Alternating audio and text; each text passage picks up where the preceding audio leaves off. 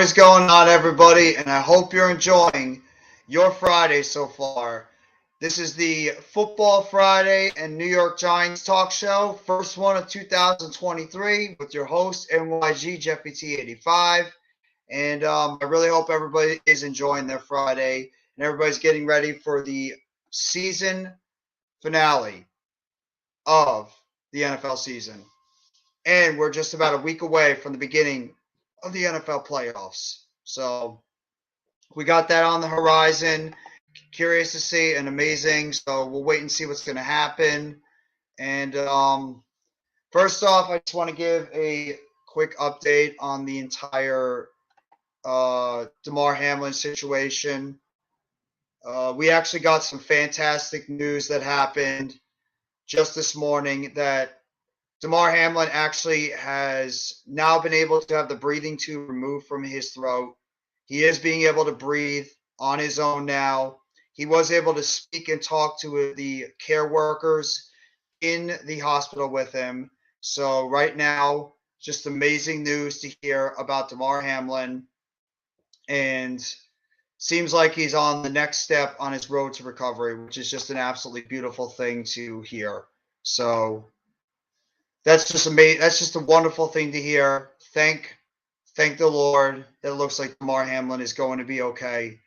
Just want to talk about this, and in fact, on the this coming Sunday, the NFL will be doing something amazing for Damar Hamlin, saying like a prayer for Damar. They'll be wearing the number 3 on their jerseys and on their shirts, pregame shirts.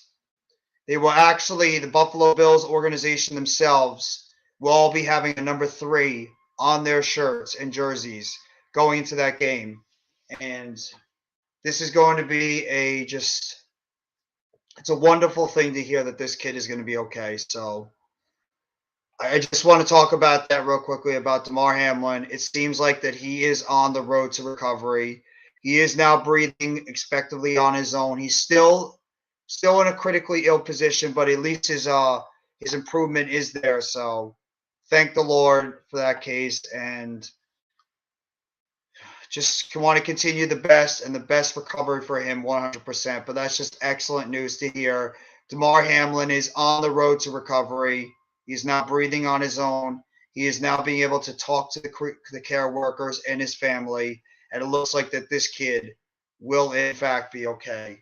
Not even worrying about anything else that's not important. But just the fact that you hear that news is just an incredibly, incredibly heartwarming thing to hear. So just want to spend the first couple of minutes to share that and discuss about that. So great news to hear overall.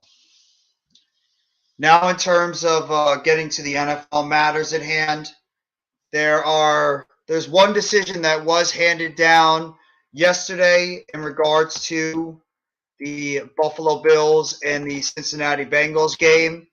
That game is now officially gone to a no contest. So the Buffalo Bills and the Cincinnati Bengals will be playing to a no contest. There is officially no winner in that game. And in fact, the Cincinnati Bengals have been awarded the AFC North Division because Baltimore cannot catch them because of the fact they went to a no contest. Baltimore can't realistically catch Cincinnati because Cincinnati's a couple of games up on Baltimore. So the Bengals officially win that division. The game will still have some sort of meaning for the Baltimore Ravens because of the fact that the Baltimore Ravens are still playing for seeding in the AFC. So we'll have to wait and see what's going to happen in result to that. But either way, the Cincinnati Bengals have been awarded the division overall, and we'll have to wait and see what's going to happen going forward.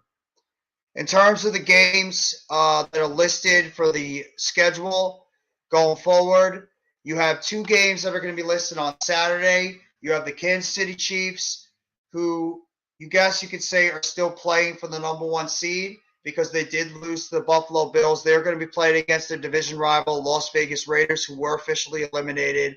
So the Raiders are out, and the Las Vegas Raiders, they're done. The Kansas City Chiefs, they're playing right now for the division, so we'll wait and see what's going to happen. Either way, And you also have the Tennessee Titans that will play against the Jacksonville Jaguars. That'll officially be for the AFC South Division. Jacksonville has been on a surge lately. They have been really stepping up their game the past couple of weeks. They are in position right now to potentially overtake that division. And the Tennessee Titans are trying to right themselves and potentially just get back on the right track. Doug Peterson has done an excellent job. He's done an excellent job over there, so we'll have to wait and see what's going to happen overall. And this could be Mike Vrabel could be in a little bit more trouble than people think. He could be in a lot more trouble than people think because of the fact that this Titans team had a lot of expectations coming into this season. And let's just be real. They've fallen flat on their face. The A.J. Brown trade is absolutely blown up in their face. Their offensive line has been a mangled mess. The defense has been solid for the most part, but have also been giving up some big leads in the end. This team has pretty much done a free fall for the most part. And is Mike Vrabel's job totally safe? They did fire their general manager, John Robinson, during the season. So, I mean, is Mike Vrabel officially safe with this organization going forward? We really don't know. We're going to have to find out either way. So that's just something to monitor going forward in terms of the Tennessee Titans and the Jacksonville Jaguars. You also have some other key games that are going to be happening this weekend, including the New England Patriots and the Buffalo Bills. Obviously, that's going to have a lot to do with seeding. You have the Minnesota Vikings still looking to potentially get that number 2 seed. They're playing against the Chicago Bears. As I mentioned, the Baltimore Ravens and the Cincinnati Bengals. Houston and Indianapolis, that game means nothing. The New York Jets, who are looking now, even though they were eliminated, they are looking now to spoil the Miami Dolphins' chances at making the playoffs. So that game now has some sort of seeding going forward. You have the Carolina Panthers and the New Orleans Saints. That game means nothing. The Pittsburgh Steelers still have a shot at making the playoffs. They have an outside shot if both the Dolphins and the Patriots lose and the Steelers win. The Steelers will officially make the playoffs. So the Steelers are going to be playing against the division rival Browns. You have the Dallas Cowboys, who are still looking to potentially win that division. They are have an opportunity right now to even possibly get the number 1 seed if both San Francisco and Philadelphia lose and Dallas wins. So Dallas is something to play for. They're going against the Washington Commanders, who are right now they're right now playing against they're just pretty much playing out the string. You have the Los Angeles Chargers that are playing against the Denver Broncos. This game means nothing. Chargers are already locked into the playoffs. Broncos just playing out their last game of the season. San Francisco, like I mentioned, they're playing for a number 1 seed. They're playing against the Arizona Cardinals, or right now they have nothing right now to play for. They're pretty much playing out the last game. So is Arizona going to play this game tough in the division matchup? We'll have to wait and see. Seattle, they're still looking to try and see if they can make the playoffs. They're going to need some help. They're going to need the Detroit Lions to beat the Green Bay Packers in order for Seattle to make the playoffs. They have a divisional matchup against the Rams. As I mentioned, the Detroit Lions and the Green Bay Packers will be playing on Sunday Night Football. That will be the last game of Week 18 and of the NFL regular season. If Green Bay wins, they automatically get that last playoff spot in the NFC. Doesn't matter what Seattle does. Green Bay right now holds their own destiny. If Detroit wins and Seattle loses, then the Detroit Lions grab that last spot in the playoffs going into the NFL playoffs in the last regular season game. So there's still a lot to play at stake right now in terms of the NFL playoff seeding in both the AFC and the NFC. It's just a question right now of how these matchups will go overall. Who's going to end up getting the number 1 seed in the AFC as well as the NFC? Who's going to grab those last couple of spots in both conferences? Who's going to end up getting those last couple of spots in terms of divisional races, in terms of seeding and everything? There's still a lot to play out for in the NFL overall. And I didn't even talk about the New York Giants and Philadelphia Eagles game. Giants right now, just to talk about the Giants, it seems right now that the Giants are going to be playing with cautious approach in this game. Right now, I don't love what I'm hearing completely, but it sounds like overall that the New York Giants are going to be potentially sitting Daniel Jones and Saquon Barkley maybe in this game because of the fact the Giants can't go up and they can't go down in terms of the seeding. They're stuck at that 6th seed. It's just right about right now, staying healthy, getting ready for the playoffs, and who exactly are they going to face in that number 3 seed? Is it going to be Minnesota? Is it going to be Dallas? Or could it potentially be San Francisco? That's all the New York Giants right now are wondering in terms of seeding going into the playoffs. And Philadelphia's got something to play for. The Eagles, if they beat the Giants on Sunday, the Eagles have the number 1 seed. They host the NFC throughout. If they lose and San Francisco wins, San Francisco then becomes the number 1 seed. If Eagles lose and San Francisco wins, or doesn't matter what San Francisco does. If Eagles lose and Dallas wins, Dallas overtakes Philadelphia for the division. Philadelphia drops to the number 5 seed. Dallas goes all the way up to potentially the number 2 seed in the conference because they did beat Minnesota. So we'll have to wait and see what's going to happen going forward. But this is going to be a very, very interesting type of a deal that's going to be happening with the playoffs overall. But I got a couple of guests on here. I'm going to be doing the game with them this Sunday. You all know this one guy over here to my right. He's the leader of the Hardcore Sports Network, Mr. Mitch Kopsky. And, of course, he's not afraid to be loud. He's not afraid to be proud. He's very boisterous. He's one of the leaders of the Eagles Nation. And that, of course, is Mr. 13-3, Cool Cat Connor. You all know him. Cool Cat, Mitch, how are you guys doing today on the Football Friday show? Jeff, you also forgot to mention, you forgot this. The most entertaining Eagles content creator in the game. You forgot that one, but what's up, everybody? Hey, how's it going? Today? Yeah, I was watching you and Jeff, and I was popping in just to say what's up, and to also ask the question to Jeff and the Giants Nation. What y'all gonna do up there? What y'all gonna do? Y'all gonna sit? You're gonna rent yourself? What y'all doing? To be honest, Cool Cat, I think we're gonna. I would not be surprised if we're gonna sit our guys. Leonard Williams and Azeez Ojulari are probably not playing. They didn't even practice this week, so it sounds like the 2 of them are going to be out. I don't know what's going to happen with Adoree and Xavier McKinney. I mean, Adoree's been having limited practices, but I would not be shocked if they hold him out for the playoffs. Same thing with Xavier McKinney because he's just coming back from injury. I don't love what I'm hearing about Daniel Jones. It sounds like they might sit Daniel Jones and play Tyrod Taylor. Same thing with Saquon Barkley. They might sit him and decide to play, Gary Brightwell and Matt Breida at running back. We might actually have a Kenny Golladay sighting, which I know no Giants fan wants to hear about. Kenny Golladay might actually get into the game plan. So, I mean, it's not great what I'm hearing. We still have no confirmation on what the Giants' plans are going to this game on Sunday. But right now, it sounds like the team is playing more on the area side of caution than they are actually going out there and going full throttle, balls to the wall, and seeing if we could just keep the momentum going and try to beat you guys and maybe knock you off your perch and knock you down to the 5th seed. So I don't know. Yeah, hey, it is what it is. Hey, it is what it is because we got problems in our own backyard. According to our beloved Nick Sirianni, Jalen Hurts is right on track to playing. That's basically telling me he played. He might be questionable, so look out for that, y'all. He might be questionable. I mean, last time I checked, and I don't know, I never played for the NFL. I'm not no journalist. But last time I checked, quarterbacks is supposed to be talking in press conference. So somebody's going to have to talk in press conference today. Somebody. So we got problems in our own backyard as well. So you ain't alone in this, Jeff. I mean, that's pretty surprising that the quarterback isn't up there on the press conference talking about how his recovery is going, Mahomes did it. Feeling and everything. Josh Allen did it. Sorry to interrupt you, Jeff. Joe Burrow did it. Daniel Jones did it. Talk. Say something. Speak. I don't understand, but I'm going to get to the chat real quickly.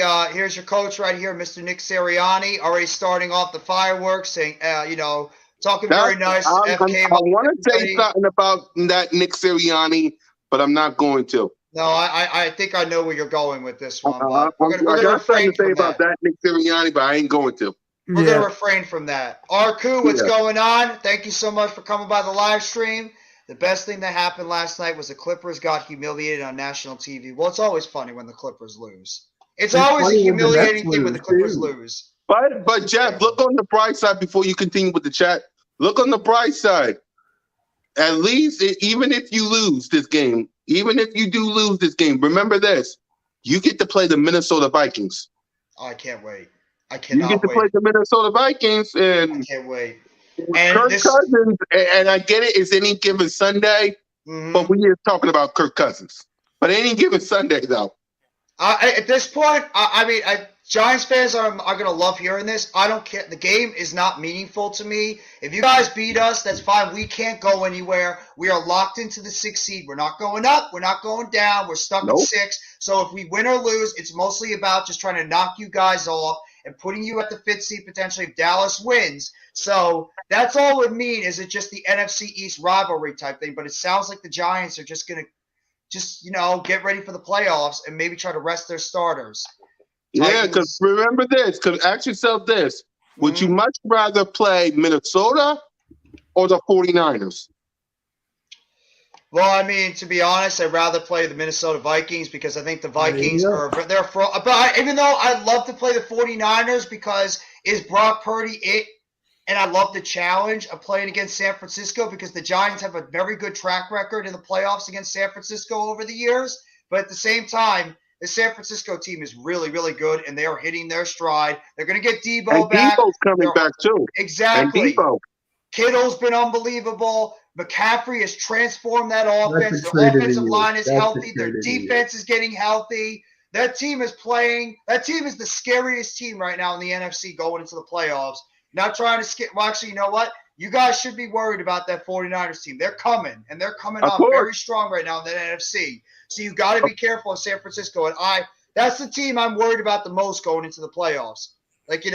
I'm worried about San Francisco, even with the rookie quarterback. As long as that kid doesn't turn the football over, still it's a team that you got to be on the lookout for. And Arku talks about another team that's really got to get themselves together. They have a big game on Saturday night, and that's the Tennessee Titans. What they've been doing recently, they're on a complete free fall right now. They're on a free fall right now. It's up to y'all to beat the Eagles. Yeah, if we can beat the Eagles, it's going to be. That's a big if. Because remember, it's either Minnesota Vikings or the San Francisco 49ers. And you need Daniel Jones, Kayvon Thibodeau, Saquon Barkley, Kenny Galladay. You need everybody. No. We don't need Kenny Galladay. We don't need Kenny Galladay. Kenny Galladay needs 76 more catches. He can sit his ass on the bench and not do anything like he's been doing the entire season. So, Cool Cat, basically what Giants fans are telling me, Kenny Galladay is worse than not a normal guy. Yes, he is. He is. What I'm trying to make the Jeff and the Giants fans is, this is the first time y'all been in the playoffs in 2016. You need everybody healthy if y'all gonna, because we got Kyle Pizzo saying that he expects to see us in the divisional round. Well, the only way that can happen is if one, the 49ers handle their business against Green Bay or whoever they face, and two, y'all beat Minnesota. You gotta beat Minnesota. That's the only way. That is, I think we are. Handle your business. I think that's what's going to happen. I think, Cool Cat, I apologize for interrupting, but I think that's what's going to happen. I think we're going to be facing you in the playoffs because I expect San Francisco to go into the playoffs as the 2 seed. I think you guys will beat us. I really do, because it sounds like the Giants are conceding this game in a way. Even though without saying it, it sounds like that the Giants are going to play on the side of caution. So even if Gardner Minshew plays, I still think you guys all around, you guys have something to play for, and the talent all around is going to be able to beat a team that the Giants look like they're just going to be going in. No more Uncle Rico. No more Uncle Rico. He's going to play. If Hurts isn't ready, he's going to play. You know it's going to happen. I know, Jeff, but come on now. You know you guys ain't going to lay down. Come on, Jeff. You know that. No, we're not going to lay down. But the talent disparity is huge, though. What's going on, CWE? Karem, I told them NBA won't let the Clippers win a title in the Lakers arena. The new building comes in 2024, 2025. My guy CWE with these conspiracy theories all the time. talks about Giannis Antetokounmpo and the Bucks, with this stuff that happened in the Nets a couple of years ago. He'll talk about the Seahawks and the Green Bay Packers stuff. I love his conspiracy theories all the time. NBA loves the Lakers, and they won't respect. Yeah. Right now, the Lakers are disrespecting themselves with their embarrassment they've been playing so far. So the Lakers are doing a good job disrespecting themselves. Westbrook could win Sixth Man of the Year. Oh, yeah, that's really going to make Lakers fans feel a whole lot better that he wins Sixth Man of the Year when LeBron James and Anthony Davis are spending so many time sitting on the damn bench the whole time.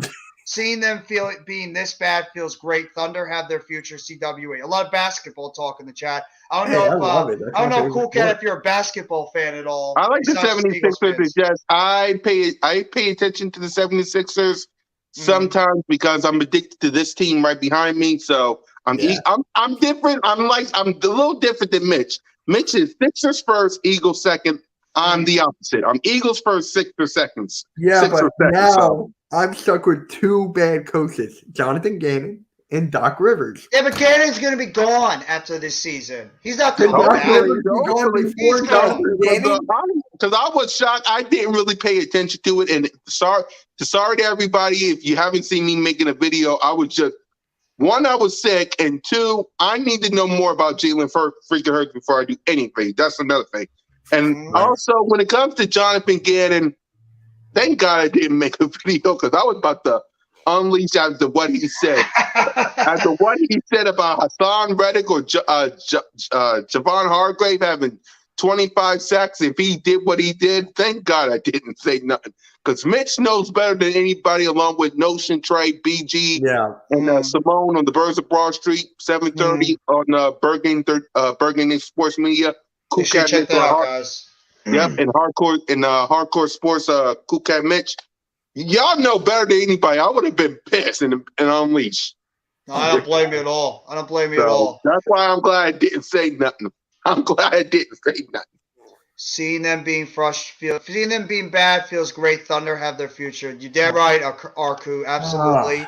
That's what the Rockets fans said when Nets were struggling at the beginning of the season. Well, I'm going to be doing the Nets game tonight. So anybody, all the pitchfork people that want to pitchfork me on my Nets stream, go ahead and get them ready. Because I'm coming back for a Nets live stream when I get home from the game. Get them ready. Because I know there's a lot of people that want to see the Nets fail. I'm going to be in Philly tonight.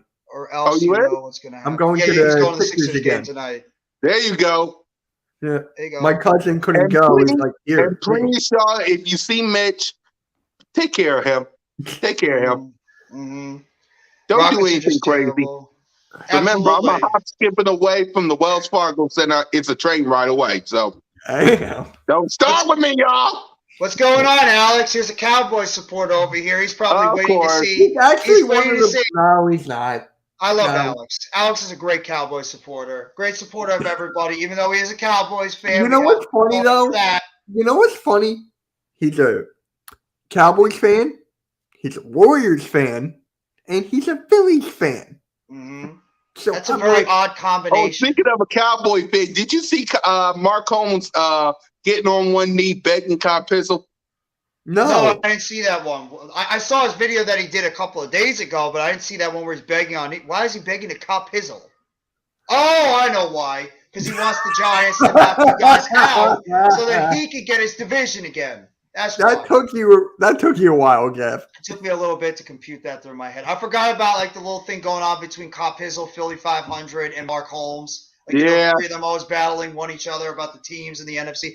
Poor Rio. Poor rambling Rio Robinson. Rio, man. Poor Rio. And the left hand up. Yeah, the left hand up. The left hand went back down again when Carson Wentz threw 3 picks all in that game. All they had to do is win a couple of games, and that was all they had to do was beat the Browns, and Carson Wentz couldn't even do that. That's stupid. Now they're playing Sam Howell. That's when you know. That's when you know, like, I give up. Oh, there's a rumor going around that they're going to let go of Carson Wentz this offseason. There's a rumor. How much money is he on his contract? Ain't he a free agent? I don't know. They're just not going to sign him again. How much is on his contract? I thought they took on the huge contract that he had before. They don't care. They want him gone. Oh, so they're willing to take that team. We made fun of the took Jets. We took it the first time. You did. We made fun of the Jets for being quarterback purgatory of the Browns. How about the Washington Commanders, Redskins football team, whatever the hell you want to call it, whatever stupid nickname they have? That team hasn't had a relevant quarterback in so long. Can I play the clip? Go ahead, play the clip. Yay. Play the clip. It's about time, too. Wait, where'd it go? Oh, is it gone? You can even play. I wish we had Cool Cat's thing where he's like the Washington Commanders. Why? Further shot I still do that. It's just I stopped a couple of months ago because they beat us. But don't think for 1 second that I don't still say the Washington Commanders. I found it. Those haters can't stand us. Left hand up. Now, I bet they regret that now. That song was on the news in Washington. It was on the radio. The guy got. I don't understand it. The guy's making a sequel. Oh my God!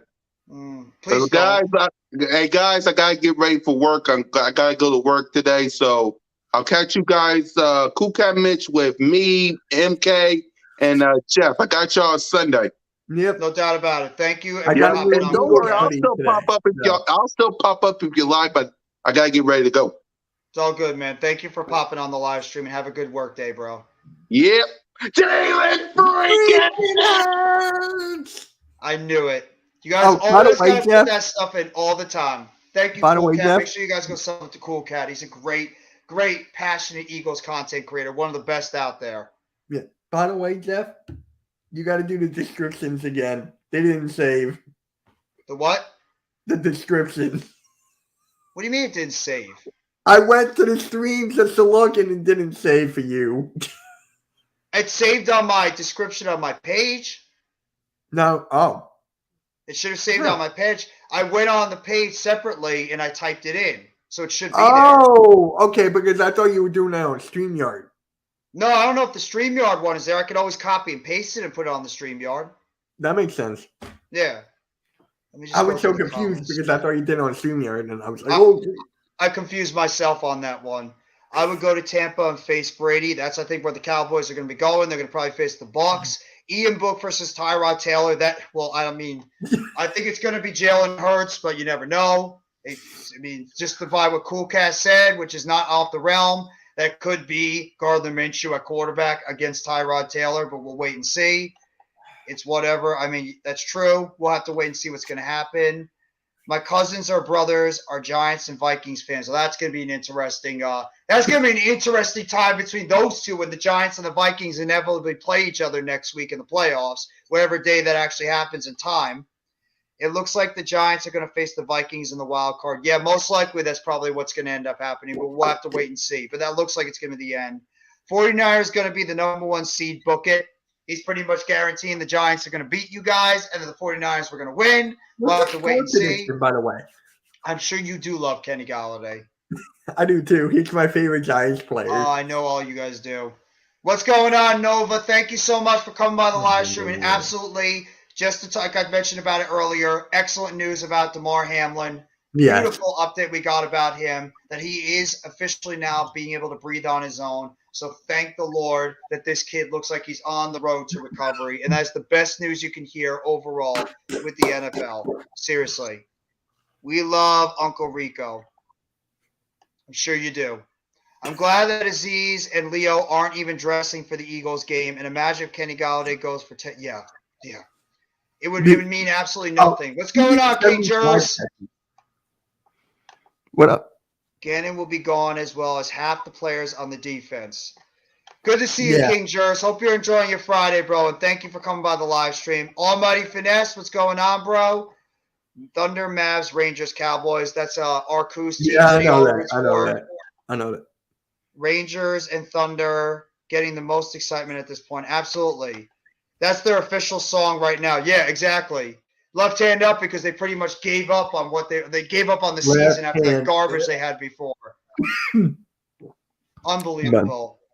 But so Mitch, what is your state of the Eagles right now heading into this game? Like, what are the information you're hearing about the Eagles? Like, all the dirt about the Philadelphia Eagles right now heading into this game against the Giants season finale, regular season finale. Gardner Johnson is on track of playing. They just activated him and Robert Quinn. Mhm. So Jalen Hurts was on the walkthrough. So it looks like, in my eyes, that all three of them are going to play. But Robert Quinn hasn't done anything all year. So it's just like, why? Thank you. Thank you, Almighty. So one Wait, thing what? you two actually agree on. Wait, Trash ass Nets still better Hold than on. the Knicks. hold on. Isn't the Knicks on like a 6-game losing streak? No, I think they've actually won 1 or 2 straight. Oh, really? I didn't think know so. that. Now we Yeah. got to defeat the Bulls tonight, and I'm going. Joel Embiid is not playing, so Good luck, because for some reason the Bulls find a way to play good against good teams, and they suck against bad teams. They beat right. the Bucks. They beat the Bucks. They beat the Nets. They beat the Boston Celtics. They beat the top teams in the East, but for some reason they can't beat sub 500 teams. That's the Chicago Bulls this year. So just be on the lookout. Don't not be surprised if They're they beat missing. you. They're missing Lonzo Ball so badly, so much. That's not happening. So I'm not even worrying about it. Not even worrying about it, honestly. I wouldn't be either. What the hell? Daniel Jones is my quarterback. Kenny Golladay won't be on the team next year. He'll be gone. So I'm not even worried about it. Like Slayton will Kadarius probably be Toney. gone too. I Who? like Hodgins. I like Hodgins a lot. I do too. He's actually one of my favorite Giants players. If I had to pick, it's Hodgins. I actually watched him at Oregon State too when he played with the team a couple of years ago, and a little bit of play when he was with the Buffalo Bills. I've always thought this kid has talent. I just don't understand why he never really got signed by anybody, and now he's taking advantage of his opportunity right in front of him. So I love watching this kid going out there and playing well. And Mitch, by the way, Montrezl Harrell will go off. Maybe he does. You know what's Maybe he funny? does. You know what's funny? Well, not funny. What's Kind of that? stupid. Against the Pacers, Doc Rivers, Embiid was not playing. Mhm. He started PJ Tucker at center. Why? Hey, who's your backup center? Who's your backup Montrezl center on the Harrell. Sixers? It's Harrell? You don't Yeah. have a backup center? No, we got Embiid, Montrezl Harrell, then we got Paul Reed. Paul Reed didn't even get any playing minutes. What the hell? Now you're telling me that Doc Rivers is one of the best coaches in the league. I never said he was the best coaches. You think Oh I'm wait, being what's serious? you? I think he's a good coach, but I don't think It he's wasn't not as you. bad as you think he is. I was at the Pacers game. I thought the same thing. You guys won that game, Mitch. He's talking about, I guess, the Thunder and the Sixers game. No, yeah, we beat the Thunder, but against the Pacers, we won in overtime. We were up by like 10 or something with 7 minutes left. Yeah, but a win is still a win is still a win. A win is a win is a win. Yep. Exactly. A win is a win is a win is a win is a win is a win is a win. So you'll take it any way you can get it. Do I have to do that now? God damn. But getting back to the football talk. So Yeah. what is your feeling right now? Like, how do you feel, and how are the Eagles fans feeling right now heading into the regular season finale going against the Giants? Are you guys confident? Do you guys think you'll be able to get the job done?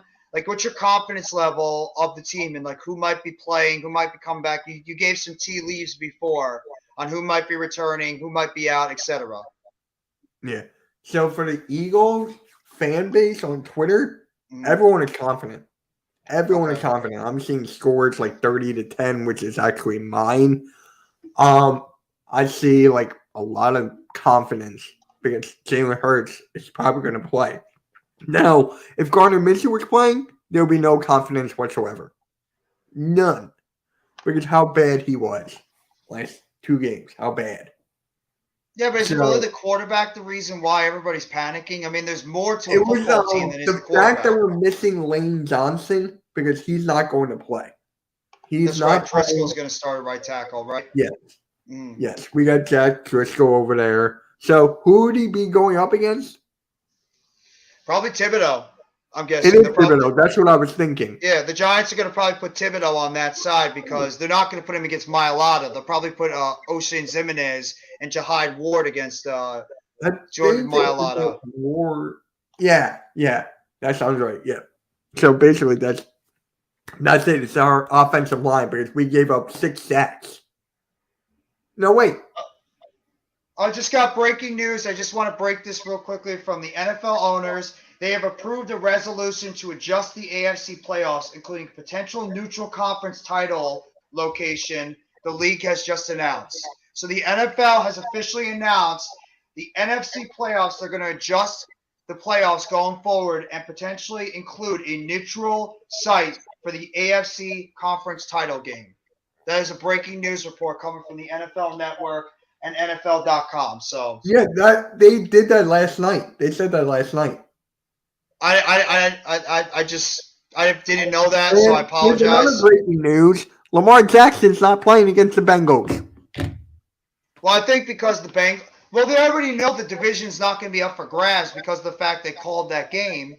So at this point, they're probably thinking, you know what? Let's rest Lamar. Let's not put him out there and potentially him get hurt. Keep him out. Let him get better, and then get him ready for the playoffs going into the reg. Can you hear me? Okay, by the way. Yeah, I can hear you. Okay. No, these headphones are killing my ears, but yeah, like they're thinking right now the best thing to do is just to sit Lamar Jackson and not put him out there and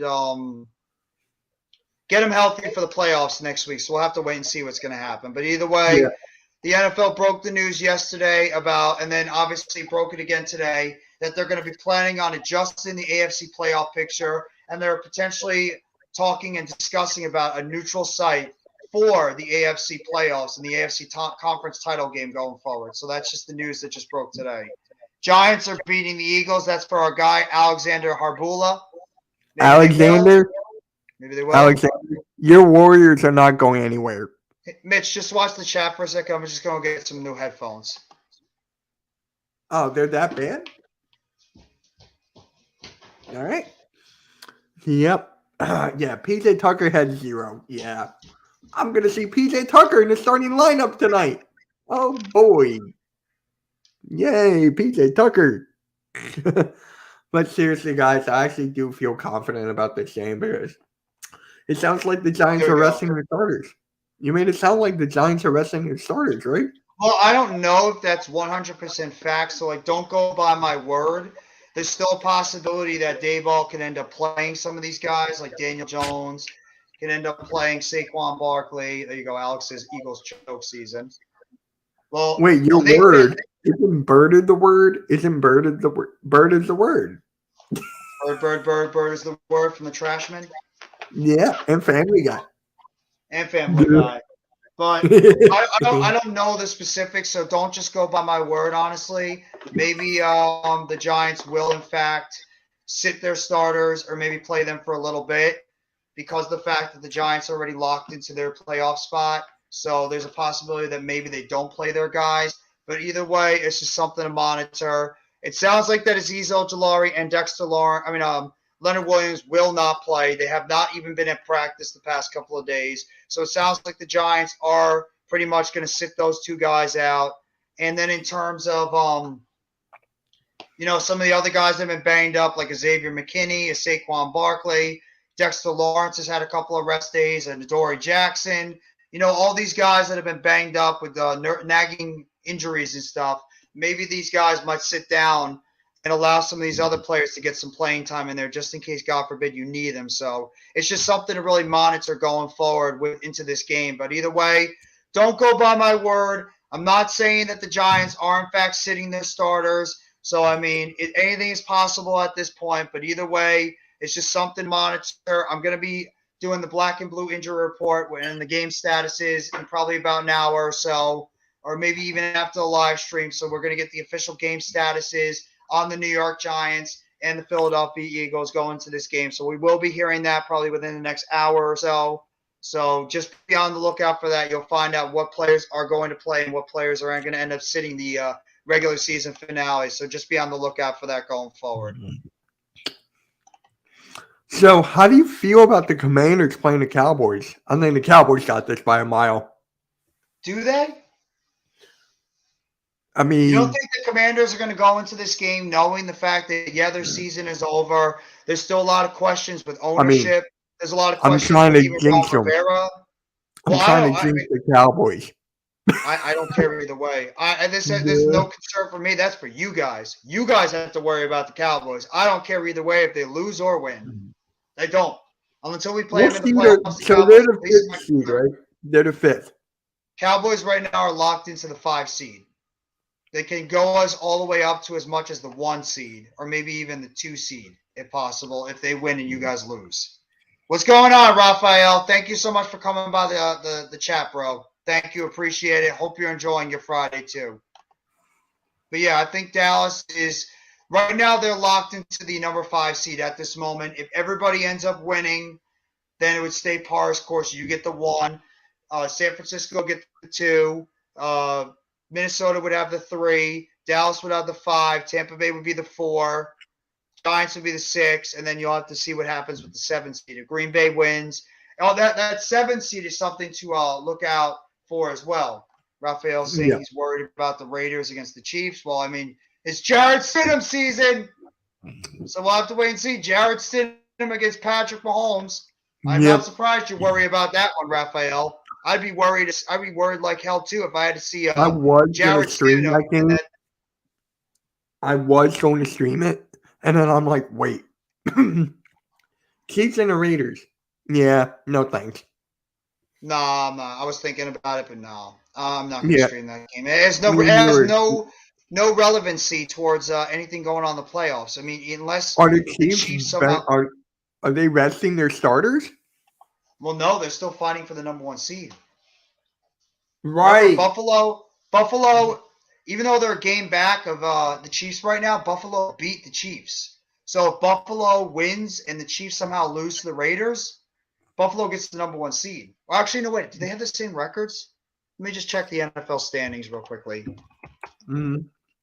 I don't know if they have the same records or not. Okay, the Bills are 12-3, and the Chiefs are 13-3. So right now, because of the fact that Buffalo had that game conceded, right now I guess Kansas City has the half game advantage against the Buffalo Bills at the moment. But either way, if Kansas City loses and Buffalo wins, Buffalo ends up taking the number 1 seed in the AFC, and they host home field advantage throughout the AFC playoffs. So that's something you still got to monitor going forward, and the fact that Kansas City has still got something to play for going into the rest of the season. So, you got to be careful of that. You can't just allow the Buffalo Bills to go out there and just win their game, and then Kansas City just pretty much sits their starters because they have home field advantage they're playing for at the moment. I don't know how it'll impact things if Buffalo and Kansas City both win, how it impacts the Buffalo Bills going into the rest of the regular, going into the playoffs and everything. I guess Kansas City would be the number 1 seed because they'd have the half game advantage. Yeah. So I mean, it's just a lot to still monitor going into the rest of this going to this last playoff weekend. But for Mitch and everybody that's watching in the chat, and I appreciate the 5 right now that have been watching the chat. We had as many already as 9, 10 in the live stream. Appreciate you guys coming by another edition of the Football Friday podcast with your host NYG Jeffy T85. First episode of 2023, last week of the regular season. So I mean, we're gonna have to wait and see how some of these matchups are gonna come together, and how the NFL playoffs are going to come together going into the last week of this playoff season. Obviously, we have a couple of games on Saturday, and then obviously we round out the rest of them on Sunday. A couple of nice matchups we have on Saturday and Sunday Night Football. Jaguars-Titans, Saturday Night Football. You got the Packers and the Lions, Sunday Night Football. So, Mitch and the chat, who do you think is going to ultimately take that last spot in the NFC? Do you think it's going to be the Seahawks? Do you think it's going to be the Packers? Or do you think it's going to be the Lions? Let me look at the schedule. Come on. I mean, damn, my app doesn't want to work with me right now. There we go. All right. So the Vikings. What's going on, Zach? What up, Zach? Let's He's see. going with the here. Lions. The Lions are playing the Packers. Yeah, I got the Nobody's Packers. going with the Packers. I think I'm going with the Packers.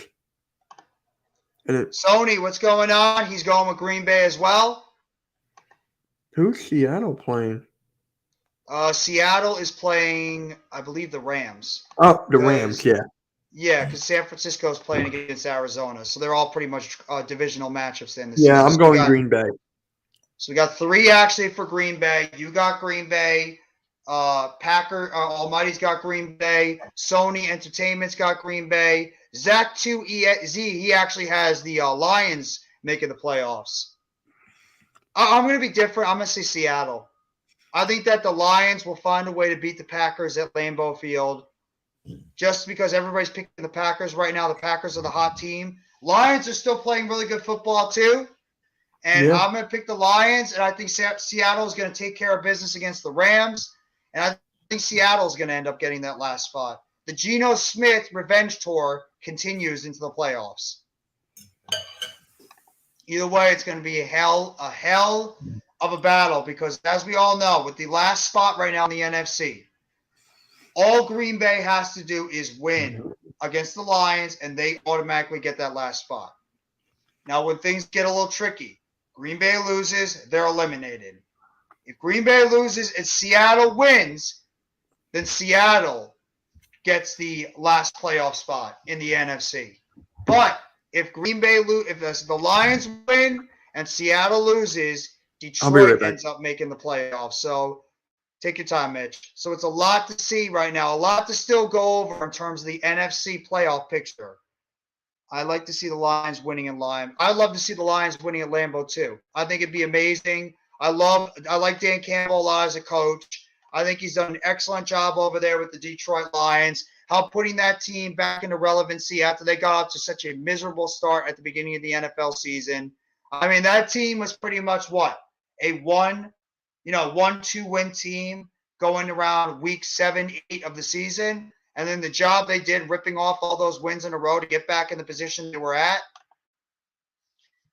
If the Lions and Packers tie, then if Seattle wins and the Lions and the Packers tie, I believe Seattle gets the advantage, and they would make the playoffs because the tie would put both those teams behind Seattle, and Seattle would have the overall better record. So if the Lions and the Packers tie and Seattle wins, Seattle will make the playoffs because they would have the tiebreaker because of win-loss record. Yeah. Remember when we were talking about Geno Smith possibly getting MVP? I don't know. Like Ion see the Lions winning. I don't know. Oh, I don't see the Lions winning. Maybe they won't. Maybe they won't win. I don't know, but I'm not discrediting the Lions. I'm really not. I think the Lions are a much better team than people are thinking. I don't understand why people are just giving up on the Lions right now, thinking that they're just going to walk into Lambeau Field and the Packers are just going to kick their ass, and that's it. I think it's going to be a closer game. It's a division rivalry. Anything is possible, but I love it. I love what I'm seeing right now. These NFC playoffs are going to be a gauntlet. I agree. I think this NFC playoffs is going to be a lot closer than people think. There's really no runaway team in the NFC playoff. I still think the stronger teams overall collectively are in the AFC. When you have talk about teams like, the Kansas City Chiefs, the Buffalo Bills, the Cincinnati Bengals, they're still probably the 3 strongest steady teams in the NFL right now. But the NFC's got some good teams over there too. I don't believe in the Minnesota Vikings. I think they're a fraud football team. Giants, they're one of the scariest teams going into the playoffs right now, but we have to wait and see what's going to happen with that team. They're still lacking in talent in certain areas, but we'll have to wait and see what's going to happen with them going forward. You obviously have the Dallas Cowboys. We all know about Dallas. They always get it done during the regular season, but when it gets down to crunch time and playoff time, Dallas finds ways to wilt under the pressure, and they find ways to collapse like they always do.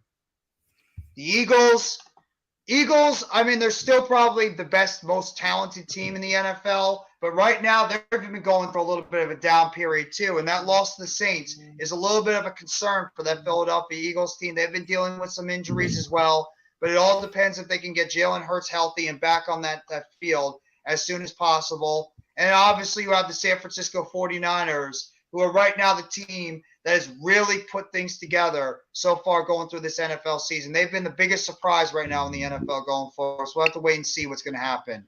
You can honestly say the stronger team is in the NFC is in our division. Well, yeah, if you're going by division, who has the strongest in terms of that, yeah, it's absolutely 100% it's the NFC East. I mean, besides the Washington Commanders who collapsed again, the Giants, Eagles, and Cowboys are all teams that could make noise in the NFC playoffs. Every single one of them could make noise in this NFC playoffs. It's just a question of, is Philadelphia going to be able to build off what they did last year in the playoffs, which is pretty much just being happy to get there when nobody expected them to get to the playoffs?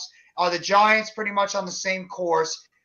And what is going to happen with Daniel Jones, Saquon Barkley, and a lot of these Giants players that right now they're the enigma team. Nobody knows what the Giants are going to do heading into the playoffs. They're the unknown. They're the mystery team. Nobody knows what this team is going to do. Brian Daboll, Mike Kafka, Wink Martindale, even though Martindale has had experience with the Baltimore Ravens. Obviously, Daboll and Kafka having experience with the Chiefs and Bills, but not exactly a head coach and an offensive coordinator. A lot of these players on the Giants, they do not have playoff experience with the team. A lot of these younger players, including, guys like Dexter Lawrence, Andrew Thomas, Leonard Williams has never been to the playoffs before, Kayvon Thibodeau being a rookie, Evan Neal being a rookie, Ben Bredesen, Julian Love, Xavier McKinney, Darnay Holmes, Fabian Moreau, you got Nick McLeod. You obviously have Daniel Jones and Saquon Barkley, Darius Slayton, Isaiah Hodgins, Richie James, Daniel Bellinger. You have a lot of these players on this Giants team that have never been to the playoffs before. How are they going to be able to handle the pressure of the postseason? Are they going to be able to handle it handle it very well? Or are they going to wilt under the pressure? That's the one thing you don't know about this Giants team. But it's the one thing that scares a lot of these other teams in the NFC is that nobody really knows what this Giants team could do going into the playoffs. So we'll have to wait and see what's going to happen. I got breaking news. I don't know if you know, but WWE confirms Vince McMahon return. Yeah, I made a video about that a little bit earlier today. I don't know if you checked really? out on my channel. Yeah, I made a video on that a little bit earlier today on Vince McMahon returning. Well, you and I and Mac and Earl said all we needed to say about that yesterday, and we all had a feeling this was going to happen. In fact, I called it like months ago. I called it. You did. But in fact, they're going to be having they're going to be having an all hands on deck meeting with the WWE at around 3:30. So, interesting to see how that's. Yeah, there's already they're already having that meeting at 3:30. And in fact, there was a report that just went out. The last report I saw that some WWE talent wants out if Vince McMahon returns. We'll have to see if they actually stick by their word that they don't want to be anything part of this company if Vince McMahon comes in. Now, there was another report, case in point, reports going around all over the place, that Vince McMahon has been satisfied with the direction of the company right now, and he has full support and faith in Triple H and his team right now, and he will not get involved in creative. But as we all know, we can never take that man's word in terms of creative. And if anything changes, don't be on the lookout. I will maybe do a random WWE live stream out of nowhere. God forbid if something happens with the WWE. Make sure you go check out our guy DJ Storms, who's going to be doing the Lightning Flash updates on tomorrow. So make sure you guys go check out his show because I'm sure he's going to have a lot to say about the whole Vince McMahon ordeal, as well as recapping all the other stuff around, the WWE, AEW, etc., and New Japan. Quick wrestling question. Out of the whole 2000s from 2000, 2009, which was your favorite year? I really liked 2002, to be honest. I did. I didn't mind the NWO storylines. I really enjoyed it a lot. I thought that was very intriguing overall with the whole New World Order stuff with Vince McMahon bringing in, Scott Hall, Hulk Hogan, Kevin Nash, and that whole angle that was put together. I enjoyed the Royal Rumble. I enjoyed WrestleMania. So I'd probably say for myself, 2002. I don't know about you, Mitch. Further, what's going on, bro? If you want to hop on a little bit for the live stream, you can. I don't know how long I'm going to be going today. I don't think I'm going to be going very long. Maybe for like a couple of hours, if that. Maybe like around 2:30, and then I'm probably going to cut it short because I do have a live stream to do later. I have a couple of other things I want to take care of. Plus, I want to at least, grab something to eat, in between live streams today. But Mitch, what do you think? Well, to answer Sony Ent's question right here, what's your favorite? What's your favorite time or favorite year overall from 2000 to 2009? What did you say? I said 2002. I'm gonna go 04. 04, interesting. Yeah. Why do you go with 04?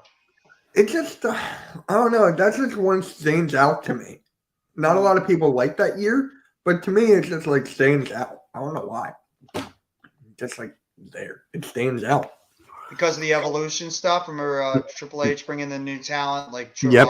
You had guys like Batista, John Cena, Randy Orton, yep. Rey Mysterio becoming more of a focal point, Shelton Benjamin, all those guys coming in. But yep.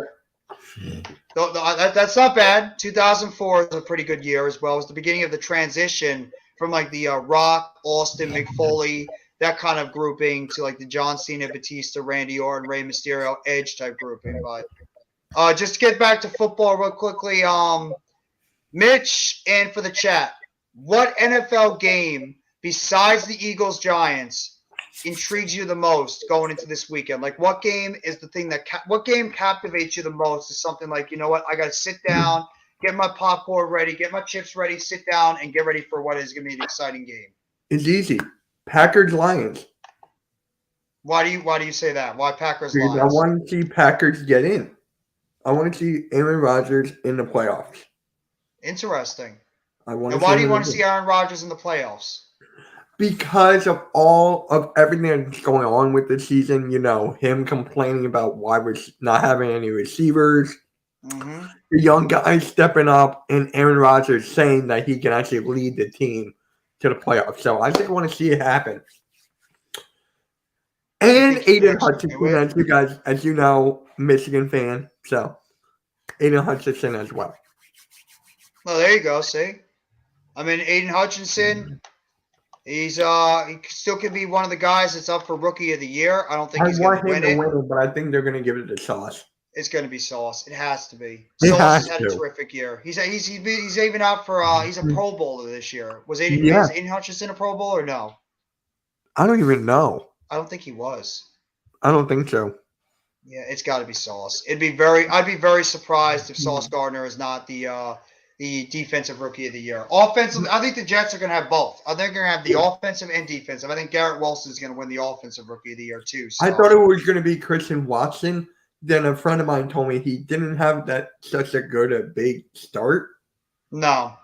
Garrett Wilson's been consistent throughout the entire season, so I think Wilson's going to end up getting it. There you go. Sony Ent, he's going with Titans-Jaguars. It's another very intriguing matchup, another divisional. That game is essentially for the division, so that's going to be a hell of a game. Mitch and myself will be covering that game as well as we will be covering the Sunday night game between the Packers and the Lions. So just be on the lookout. You're going to be seeing this combination quite often this weekend, as we're going to be covering quite a few games this weekend for the NFL. So just be on the lookout. We're going to be doing the Giants and the Eagles game with Cool Cat Connor, who was just on the live stream earlier. We're also going to be doing the Saturday night football game between the Titans and the Jaguars, and as well as we'll be doing the Packers and the Lions for Sunday Night Football, the last Sunday Night Football game of the year before we get ready for the NFL playoffs. But what team do you think has the most to gain on this weekend? Like, what team do you think has the most to gain in terms of like just everything breaking their way and eventually making their way into the playoffs? Do you think it's the Packers, or do you think it's another team we're not even talking about? Even seeding, we can talk about seeding as well. It doesn't even have to be a playoff spot. That is a good question. God dang. Give me yours first. Honestly, if I had to pick, it'd probably be the Dallas Cowboys. Really? The Dallas Cowboys have a hell of a lot to gain right now in their favor. Right now, Dallas has been sitting at that 5 seed for the past couple of weeks. Philadelphia has been falling down a little bit recently. They've lost what, 2 of their last 3, I think. Yes. Yes. So the Eagles have lost 2 of their last 3. The Dallas Cowboys have been taking care of business. They're going up against a Washington Commanders team. Yes, it's a divisional matchup, but what does Washington really have to play for, essentially? You don't think the Dallas Cowboys are sitting there? Yeah, well, see, Sony Yet pretty much says they have the playoff curse, but you're not wrong at all. But Dallas Cowboys have a lot to benefit. You think about it. If the Giants somehow don't sit their starters, except for a couple of injured guys, they go into this football game, they really surprise the Eagles, it ends up being a close game, and somehow, some way, the Giants end up winning this football game. And Dallas takes care of business. And then you will even think about if Arizona and Trace McSorley, of all people, plays the game of his life and they can upset the San Francisco 49ers, who pretty much squeaked out a victory against the Las Vegas Raiders last week. You don't think that the Dallas Cowboys could benefit? They can go all the way from the 5th seed all the way to number 1 if everything breaks their way. So that's what you have to think about too. Dallas has a lot to play for in this game. They can really go into the driver's seat in the NFC if things break out their way. Okay. So if I had to pick, I really don't want to go Packers here because if they win, they're in. Why am I leaning towards the Packers? But you could go AFC too. You don't have to just strictly be NFC. I know. I'm trying to think on AFC, but the AFC is just like, what is the word? It's like too competitive. Like you said, Dolphins. Yeah, I mean, they're firing their head coach. Are they firing Mike McDaniel? There's a rumor going around, yeah. It's probably if they don't make the playoffs, they'll probably fire him. Because they were 8-3 at one point, and they've lost 5 straight. You know what? So wait, the Ravens clinched, right? They clinched, they're in? The Ravens are in, yeah. The Ravens are already in the playoffs. They can't go anywhere. It's just they can't win the division because of what happened. So it's really just about maybe they could go up or down a seed, but I believe that they're clinched in their spot. Okay, then I got a couple in mind. Okay. Patriots, that's one with Bill Belichick. Mm-hmm. Then you got, this is going to be interesting, Steelers. Yeah, that's a good one. They'll make the wild card spot. Yep. And then I wish I could say the Titans, but they're 7-9. Then I have to go Jacksonville. Well, I mean, it's a big game for them too. It's Jacksonville and Tennessee. You can look them both in because whoever loses, they're out, and the winner wins that division. It's a winner takes all. I know that game is going to be insane. I can't believe you and I are streaming the biggest games of the week. I love it. So I think it's gonna be exciting to watch these games going forward. Excuse me. So I mean, I'm excited to see how these matchups are going to play out. But either way, I actually say I agree with your one that you said, the Steelers. The Steelers were pretty much a dead team for a lot of weeks. Yes. Mike Tomlin was on his way to his first losing season of his tenure, and now, unless they tie somehow. If they could just go out there and okay, not every team is the Giants, Jeff. Not every team is the Giants. Washington Commanders too, but the ties actually the ties actually benefited the Giants more than anything instead of hurt them. The ties actually been a good thing. But the tie actually hurt the Commanders. It hurt the Commanders and helped the Giants. So yeah, I'm not going to complain about it. But either way, the Steelers, we're assuming they should be able to go out there and handle their business against the Browns. I don't know if you heard the report earlier today that sounds like Jadeveon Clowney, where he mouthed off last night, where he's saying he's pretty much 95% not coming back to the Browns. And it sounds like the team sent him home because of what he mentioned, saying that he's not coming back to the team. So it looks like that he's going to be out there. What's going on? Let Freedom ring in with Dan Bailaloo. If I apologize for your name, but appreciate you coming by the live stream, bro. Thank you so much. Miz, what's going on, bro? Thank you so much for coming by the live stream. Hope you're enjoying your Friday, bro, as well as you too, Chad. Chad, your team's got a monster game this Sunday.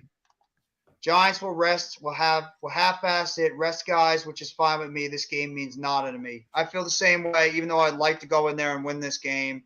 But I understand why the Giants are doing it.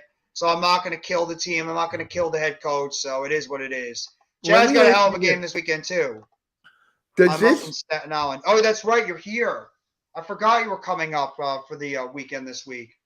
Oh, wow. Welcome back to the New York area. And it's actually not freezing cold out, Miz. It's nice and warm out today. Well, not really warm, but the 40-degree weather. Let me ask you this. How important is this game for Mike Tomlin? Well, I mean, he's not going to get fired or anything. No. Because of the positive record. I don't even think he cares about I don't even think he gives a damn about the record. I think Mike Tomlin just wants to make the playoffs. And he sees an open window right now he's got an opportunity to make the playoffs. I do think the Buffalo Bills, because of the fact they're playing for that number 1 seed, will, in fact, make it to the playoffs. I think they're going to beat the Patriots, so I think the Patriots will be eliminated. And it's really up to the Jets. It's up to the Jets. Can the Jets actually, with Joe Flacco, I heard, is going to be the quarterback, which I can't believe Joe Flacco is going to be the quarterback of the Jets. Can Joe Flacco and the New York Jets actually find a way to beat the Dolphins, who are right now on an absolute tailspin right now? And it's going to help the Steelers be able to get into the playoffs, which I'm rooting for the Steelers. I would like to see the Steelers make the playoffs because I like Tomlin. Tomlin, to me, is one of the best head coaches in football, if not the best.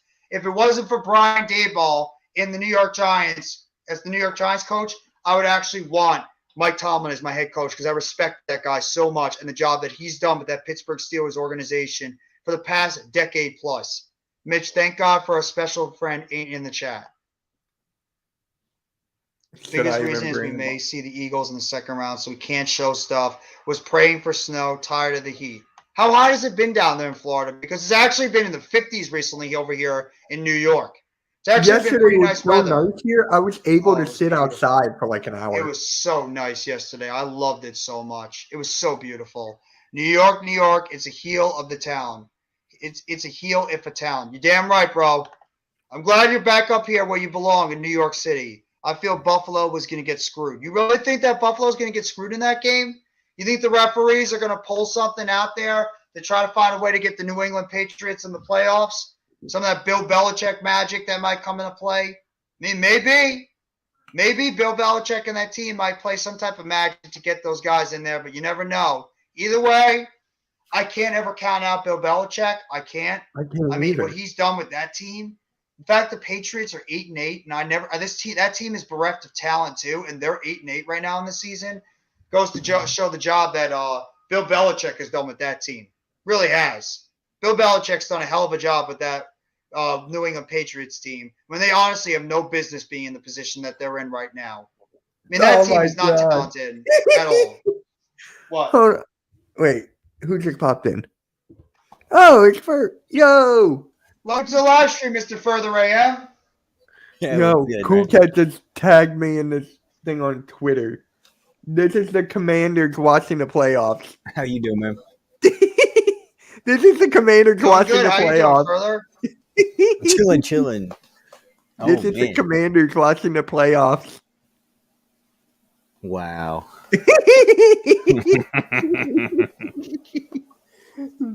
I'm gonna say. Hey, at least we can say, no matter what the outcome of tomorrow's game, we're both going to the postseason. So, cheers. Yeah. Cheers to you. I don't have a beautiful thing. Isn't it a beautiful thing? I got water.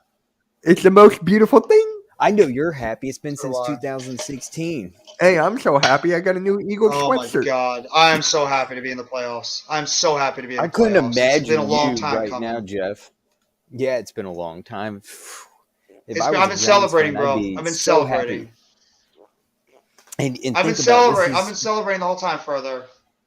This is a step for the Giants to. Hey, how you doing, Chad? How you doing? Sorry, I missed you. Hey, how you doing? This is another step for next year. The Giants have potential to keep continuously going back to the postseason if they can maintain and keep dominating like they were this season. And just getting better, filling spots with drafts. They are the Philadelphia Eagles of last year. That's basically what it is. they're basically taking our formula, used it, and look at them. They're in the playoffs, and next year they're going to make even a better jump. But unlike us last year, where we had Formula, to the ask, secret formula. we had to ask for teams' help to get to the playoffs. The Giants don't need any help. They're in. They're Yeah. good. They don't have to ask for help. No. We have such a horrible relationship with the Giants in going to the playoffs. It's like every other year we ask the Giants to do us a favor and you help us and you make us go to the playoffs, and then it's like you ask us to do you a favor to help you get into the playoffs. Mm-hmm. No, I mean, we've actually had some pretty very, very good matchups over the years between the Eagles and the Giants. Some very, very, very Boston big matchups. Scott, Everybody remembers. Herman Well, I mean, Edwards. everybody remembers Jason Sehorn, the pick that he had, where he Yeah. was on the ground, tapped it up to himself, and got that interception return for a Yeah. touchdown. But, You guys beat Boston us Scott, back in Brian 2008. Deshaun Jackson, Herman Edwards. I can go on and on. Your favorite players? Let me read this one before. Coach, what's going on? Peace and blessings to you as well. Thank you for coming by the Coach. live stream. This How you is doing, Coach? interesting. Well, let's see this one. There's a rumor that Charlie Batch or Big Ben will be the offensive coach next season for the Steelers. I hope it's true. And he says something very not nice about Really? Canada. But either way, that's a very interesting rumor coming Canada, around. eh? You really have not heard anything about Ben Roethlisberger at all. He sort of just disappeared after he retired from the Steelers last year. So, I mean, how would that be? I mean, we know how much Tomlin does like Ben Roethlisberger and all he's done for that organization. Would he really come back as a coach? Can I That's a say very something intriguing real thing. quick about Absolutely. Ben Roethlisberger? And I'm speaking for my Steelers. My best friend locally here is a diehard Steeler fan. He probably knows more about the NFL than anyone I've ever met.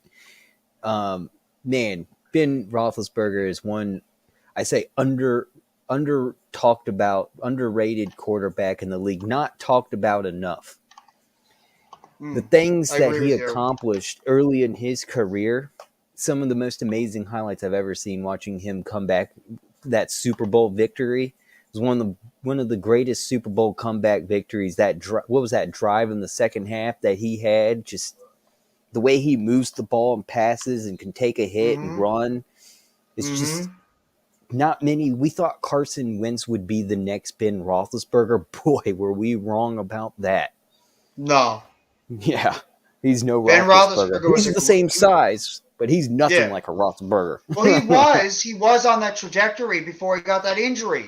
Everybody forgets Carson Wentz was really good in his first couple of years. He was an MVP leader before he dove into an end zone and he tore his ACL and he was never the same. Well, let's talk about injury. Ben Roethlisberger had an injury, that motorcycle accident where it busted his face. That's why his face changed from when he was a rookie, and then he got into that motorcycle wreck, and then he bashed his face up real bad. Yeah. And Ben Roethlisberger still can do it. That was a horrible He also accident. had a couple of bad injuries too. Ben Roethlisberger to me was like another Steve McNair type quarterback. He would take a pounding every single game on the football field. He would run the field. He would have that same type of dual threat quarterback where he was that big frame quarterback. You know what I actually believe? I believe that what do you call it? Josh Allen is the next Ben Roethlisberger. I really see a lot of similarities between Ben Roethlisberger's game and what Josh Allen is showing right now. His ability to run in and out of the pocket, his being able to have a big arm, creating plays out of nothing, throwing the football down the field to his wide receivers. Josh Allen reminds me so much of what Ben Roethlisberger did in his game, except obviously he turns the ball over a lot more than Roethlisberger did. Roethlisberger didn't really turn it over as much as Allen does right now. Allen has a little bit of that gunslinger mentality, sort of like Brett Favre had. But either way, I mean, Ben Roethlisberger, I'd probably say, and I love Eli Manning, but Roethlisberger to me was the best quarterback of that 2004 famous NFL quarterback class. I'd probably say Roethlisberger in its totality was the best of those three. I'd probably put Eli second, and because Eli got it done when it mattered most. Phillip Rivers was another great quarterback in the regular season. He even had some good games in the postseason, but Rivers never won the big one in the postseason, and that's what's going to separate himself from what Roethlisberger and Eli Manning did, because Manning and Roethlisberger had those 2 Super Bowls, whereas Rivers never really got to that point where you got to the AFC Championship game where he had that partially torn ACL, and then obviously he didn't get it done, so he never really was able to win the big one. And yeah, that's at least what Chad says. Chad says that apparently Roethlisberger might be in the running to be an offensive coach next year, which is pretty surprising. Mitch, Canada, new name. I'm not going to say it.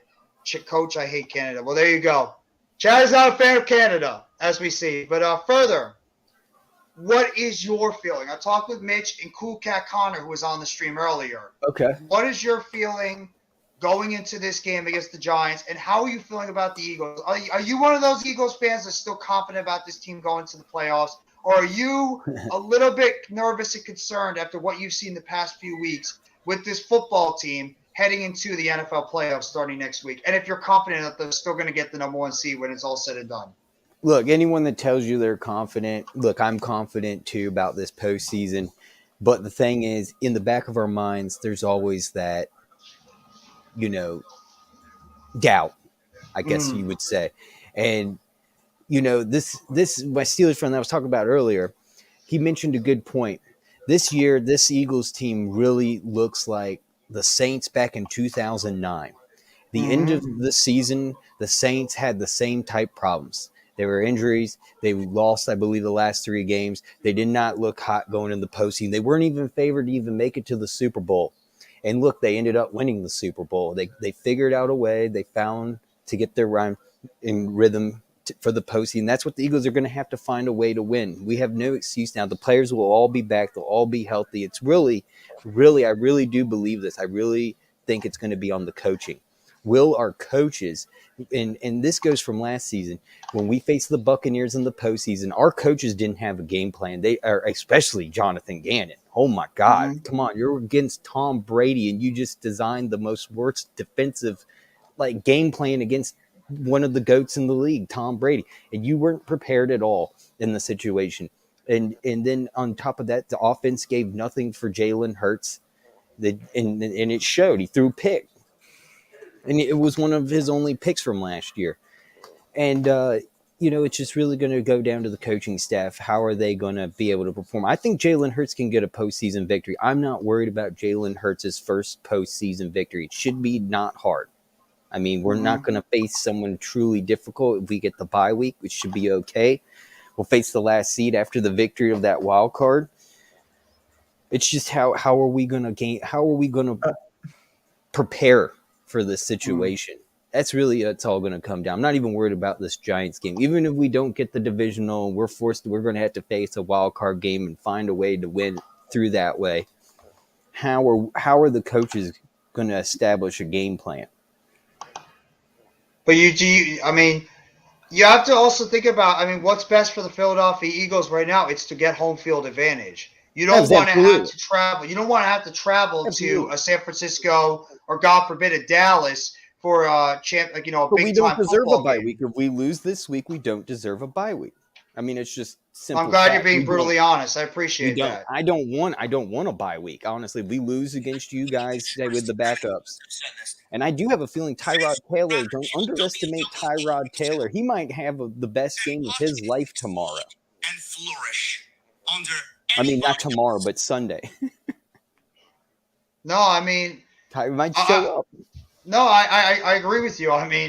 It sounds like I'm going to see the injury report for the Giants soon, but it looks like that Leonard Williams and Azeez Ojulari will not be playing in this game.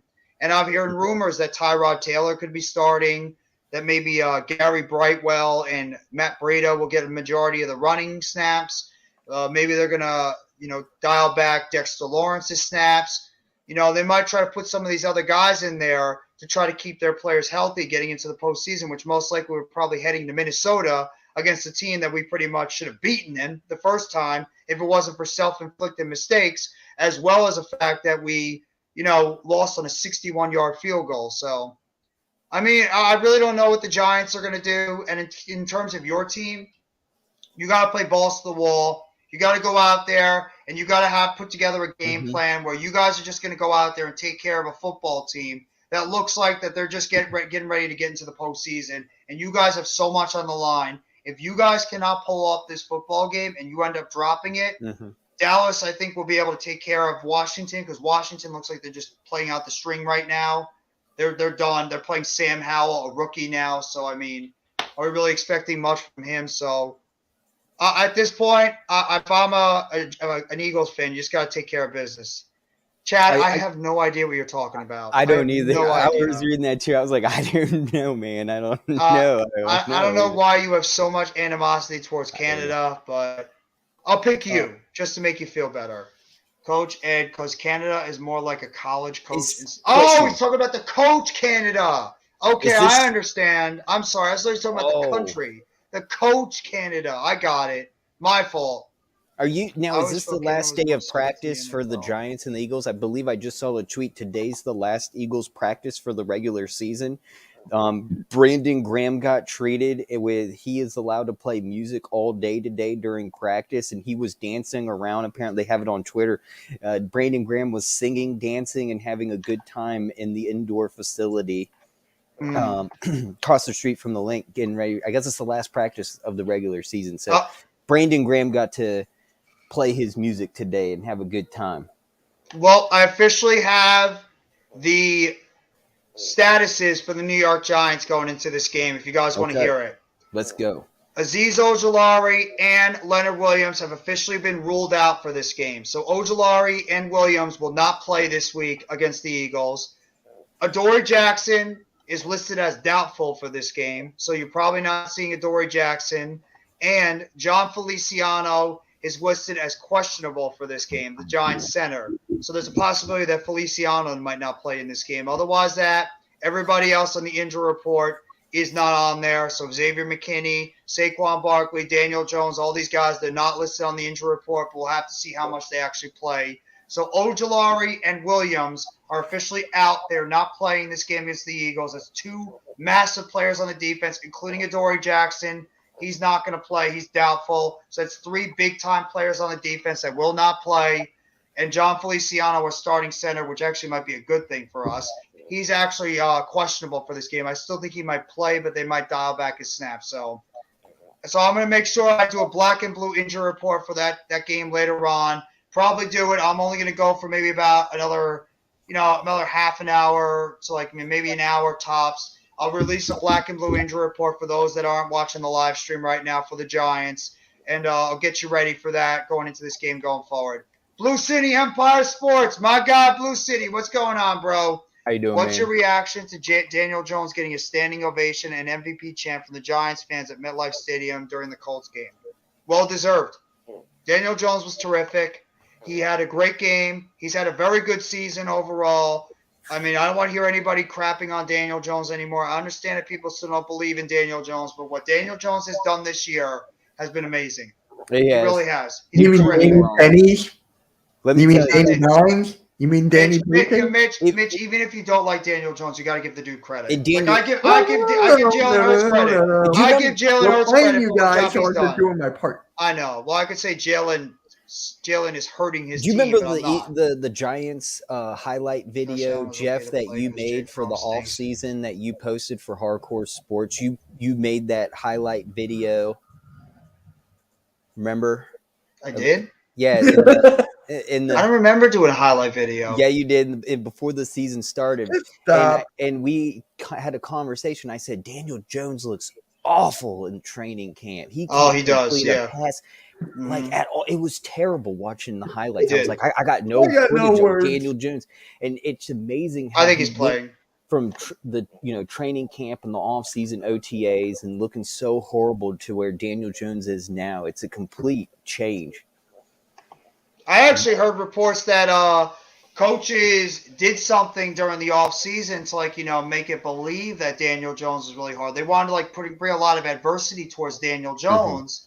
To help him, get over the hump when it comes to stuff. They want to try to bring a lot of, adversity towards him to help Daniel Jones in this type of moment, and it's actually helped him become a better player. And Daniel Jones, dude deserves a contract after this season. He's been terrific. Much like Jalen Hurts has taken a big leap with the Eagles, and he's going to get paid this offseason, Daniel Jones has done the same thing. Both these quarterbacks that were much maligned going into the season, nobody thought that Daniel Jones and Jalen Hurts were going to amount to anything, and they were both potentially going to be replaced after the season. Both of them have not only ensured themselves being the starting quarterbacks of their teams going into next season and beyond, but both those guys are going to get paid this offseason, and it's well-deserved.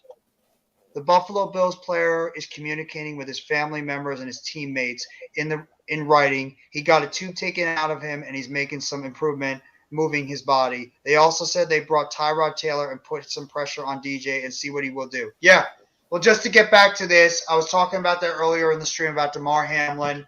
He is, in fact, now being able to communicate with his family and friends. He's back. He's awake now. He does have the tube removed from his throat.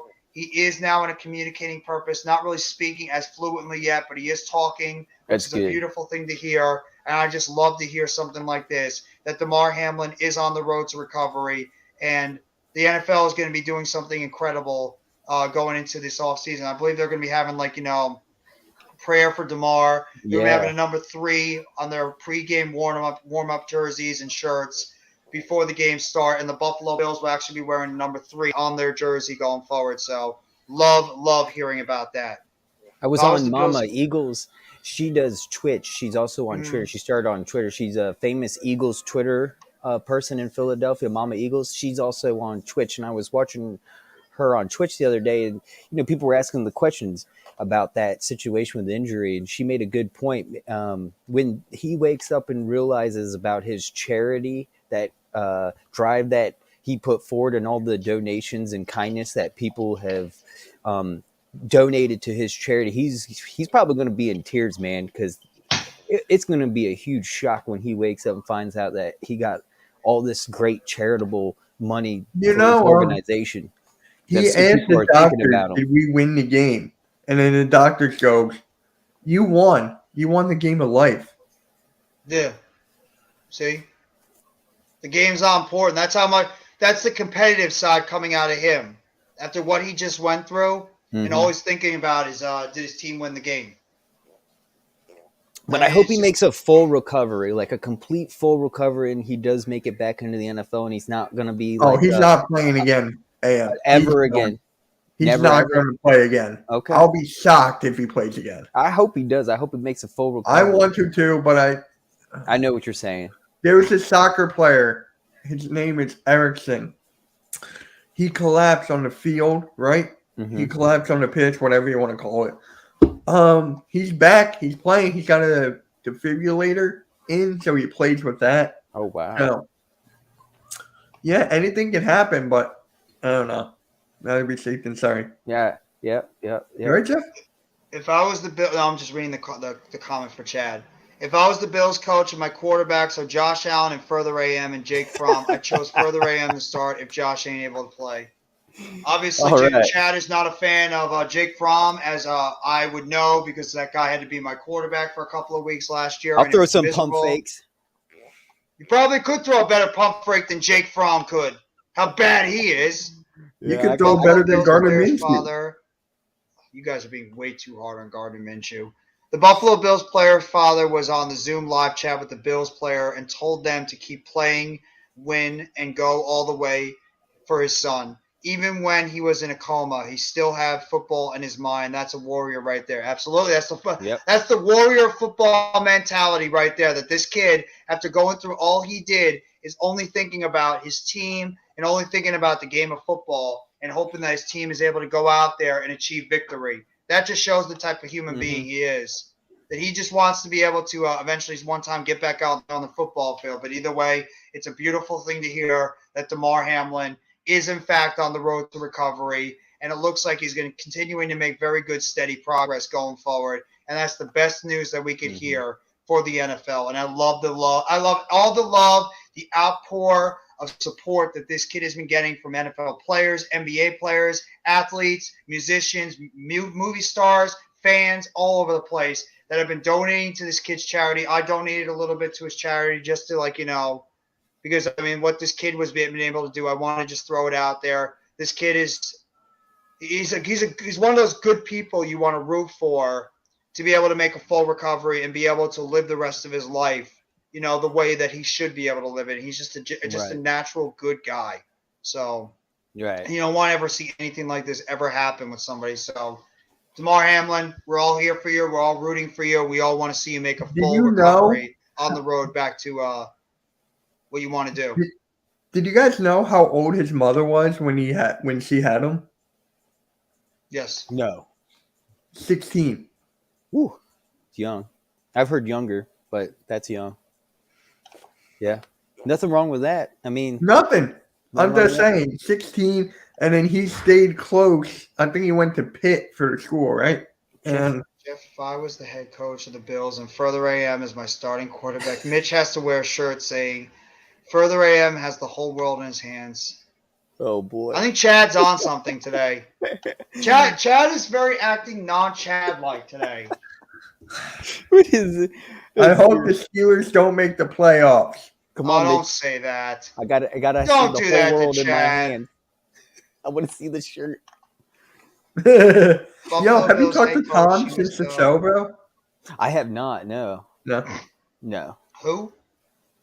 A guy we had on our show, it was like a big surprise for Further AM because he hasn't seen the Oh. guy Yeah. Yeah. who I brought Oh, on. okay.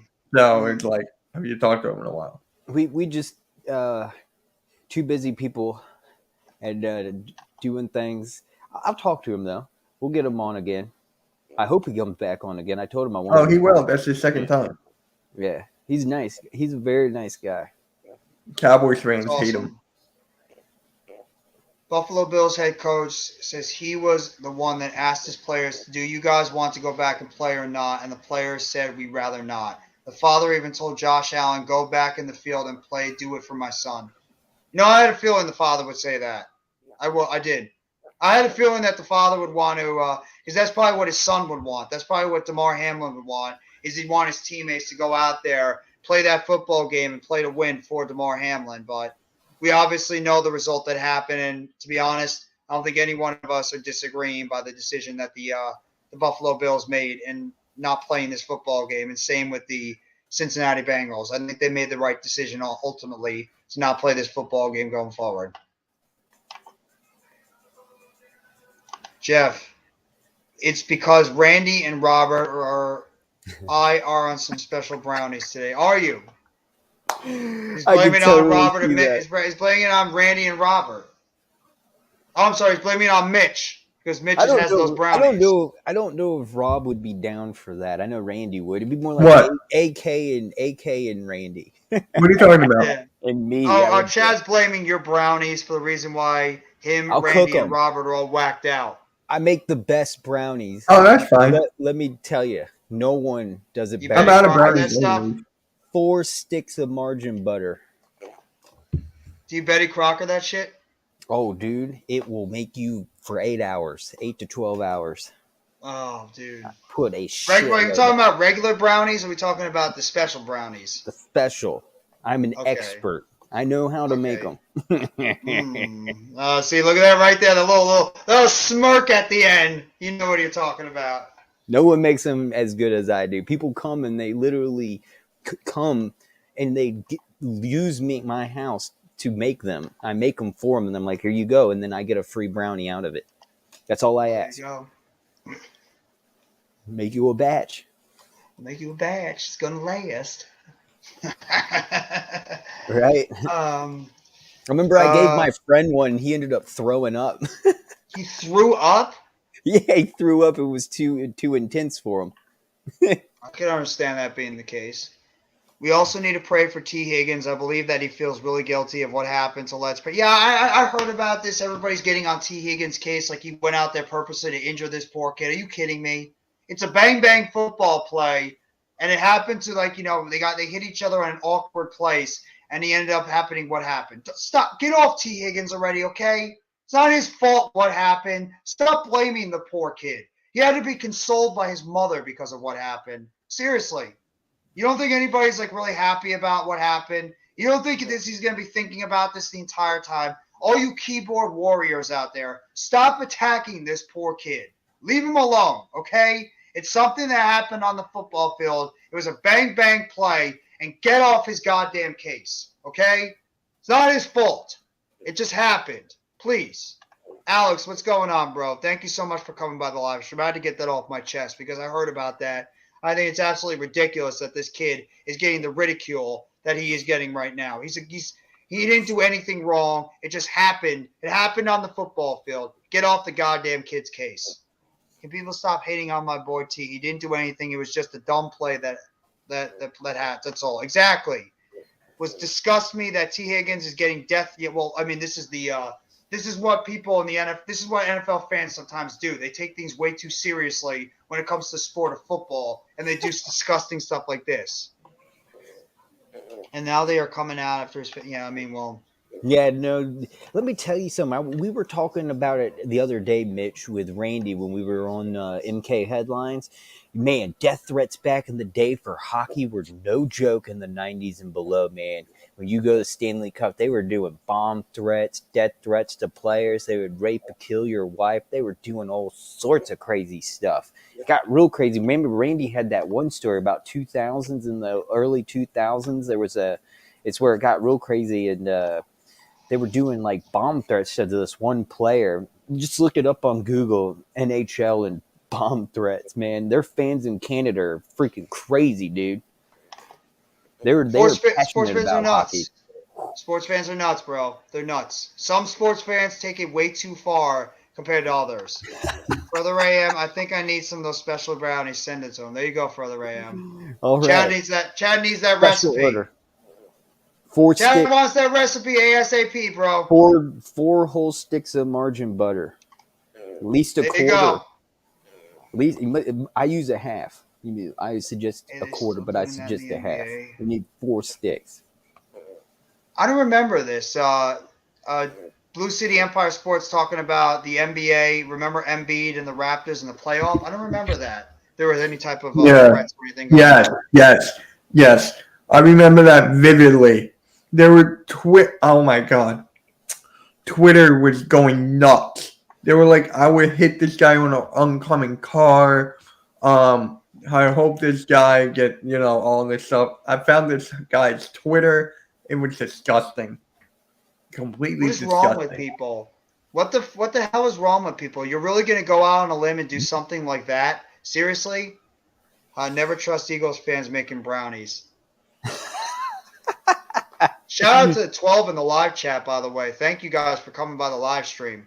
Appreciate it. It's a brownie thing. I love brownies. I do. Me Not too. those special kind of brownies, but I just love brownies. It's just regular brownies I eat. Yeah. I'm not down. I'm biter. not down with nutty brownies. I don't like nuts in my brownie. Hate me. I don't I don't care. like like peanuts blondies? at all. You ever had a blondie? What's that? No, I A haven't. blondie is pretty much like it's another different type of a brownie that comes out. It's like a lightly colored brownie. Things have like a little bit of cookie mixed into it. So it's like a lightly colored brownie. They call it a blondie. It's really good. It's like a cookie and a brownie mixed together. Oh, now that's my jam. I like soft. I thought you were a Sixers fan, Chad. I do too. Anybody DoubleTree cookies? Y'all ever do a DoubleTree hotel and get them cookies? Oh my god, dude, they're so good. Never did that. That's the best thing about before. DoubleTree Hotel is getting those fresh cookies baked. But what are you guys thinking further? I asked Mitch before a little earlier, what other football game this weekend actually intrigued you going into this pivotal last week of the regular season, besides the Giants and the Eagles? What game are you looking forward to seeing? There you go, pause. The Patriots and the Buffalo Bills is always a rivalry, and I always like that matchup. Always like the Buffalo Bills versus the Patriots. The Ravens and the Bengals should be a good game, but I don't know if their starters will start, right? I don't think the Bengals need a start. Well, actually, they do. They need a win because everyone in that AFC side's all 11-4, right? So Bengals really want to win. Well, the Bengals. I don't know if you heard the news earlier. Further, the Bengals have been awarded the AFC North Division, so they get the bye week. No contest. So, no, they're not getting a bye week. The bye week is going to. They're not the number 1 seed. Yeah, their bye week seems like it's most likely going. Yeah, that'll to be the Chiefs. The Chiefs or the Bills most likely are getting. I got the Chiefs. But wait, the Chiefs can't rest their starter. Embiid is not playing tonight. No, because the Raiders found a way to beat the Chiefs. Right now, the Chiefs are 12-3. I'm Right. sorry, they're 13-3, and the Bills, because of that no contest, they're 12-3. Watch the So Raiders actually win the most like craziest game, and it be the Chiefs this that'd be week. pretty cool. That I'm would actually be rooting crazy. for the. I'm actually rooting for the Chiefs to lose. I want to see the Bills get that number 1 seed. I would like I'm to sick see and that tired of too. the Chiefs. I'm sick and tired of the Chiefs being number 1 seed. I want to see it go through Buffalo. I want New York to finally get that chance and have everybody Yeah. go through the Buffalo Bills place. So Bengals about home field advantage. Well, actually, they came out with the report that came out earlier too. I'm just gonna see if I can find it real quickly. I had it on my phone earlier. Mitch, you Oh, talked and about you this said a little bit something earlier about you wanted the Pittsburgh Steelers to make it the postseason. I Yes. also do. That would be really interesting, saving Mike They need the Tomlin. Dolphins and the Patriots to lose, and they got to beat the Browns in order for them to Yeah. make the playoffs. And you know what? It's very possible they will beat the Browns. I think so too. I Yeah. believe they will beat the Browns. It's in when all said Pittsburgh and too. done. They got the home field advantage. Now my They thing should be able to is, take care of business. it's going to be the Seattle Seahawks, the Lions game, the Packers, and what was the You other mean the one? Packers and the Lions? Packers and the Lions, right? And then also what was The the other- Rams are playing Seahawks. Seattle. Yeah, Seattle and Rams are playing against and one then another. Jacksonville and the Titans. The Jacksonville's also 8-8. So you have three. That's a divisional 8-8 game. 3 8-8 teams trying to make the wild card 7th spot. You got Seattle, the Jaguars, the Packers. Oh, and the Lions. So that's 4. No, the Jaguars and the Titans aren't playing for a wild card. They're playing for the division. Whoever wins that game wins the Okay. division. The other's eliminated. That's for the AFC South. So I mean that game is strictly a divisional game. But I'll just read this report real quickly. If you didn't hear it earlier further, the Okay. NFL owners have officially approved a resolution to adjust the AFC playoffs, including potential neutral conference title game location. That's what the league announced. So that means there's a possibility we could have a neutral site game for the AFC Championship. So that means the Bengals, the Bills. Oh, the I don't Chiefs. like that. No. Oh, no. Well, it's Come because of what on. happened. It's because of what happened, and because the Bills had a no contest. And if the Oh. Chiefs win and if the Chiefs and Bills both win, the reason why they're doing this is because the Bills will automatically have one less win than the Chiefs because of that no contest. And Got the you. Bills beat the Chiefs earlier this year. So that's Right. probably why they're doing it, is if both teams Ah. win. It's obviously not fair, if we're going to the football perspective. I'm trying Because we'll not never to, know. Yeah, it gives Exactly. we'll never know situation. Yeah, we don't know who Well, might have won could've- that game between Kansas City and Buffalo and Cincinnati. Right. Kansas City on Buffalo Bills in the playoffs. They beat the Bills at the Bills Stadium in AFC Championship in 2020. They also beat them in 2000. Well, no, the Bills. I don't think the Bills were home for 2020. I think the Chiefs were home twice. Mm-hmm. I believe the Bills have never hosted a game against the Chiefs. I think the Bills were on the road both times. Maybe you're right, Blue City. I mean, you're very good when it comes to these facts that come up. So I mean, I'll take your word for it. But I believe I'll find that out. I believe the Bills played the Chiefs twice on the road. I mean, I don't know. I'll go by your word though. So At We'll Kansas City, both were at Kansas City. okay, so there you go. The games that he was referring to. The last time it was in Buffalo was 1994. Then 1992 in Buffalo. That was the years where Buffalo Bills lost in the Super Bowl. So I actually respect the fact that the Bills. Breaking news: Deebo Samuel is going to play. Well, there you go. So San Francisco's getting one of their biggest weapons back on the field. Debo's back. They know how important that game is, potentially for the number 1 seed. Oh, I got to do So the the pick'em. Bills at home field in AFC in 2020. Damn, but I did you could do the be wrong. pick'ems yet? I have done the pick'ems. Yes, I did it earlier this week. I'm gonna do it right now. Yeah, Do you want to do a pick'ems right here while we're here? sure. You want me to share the screen? I'll do it. Yeah, you can share the let's do it. screen if you especially want, because Mitch. you haven't done them yet. So that'd be Yeah, great. that makes sense. That makes sense. So give me It's a all good, second. Blue City. Don't worry about it.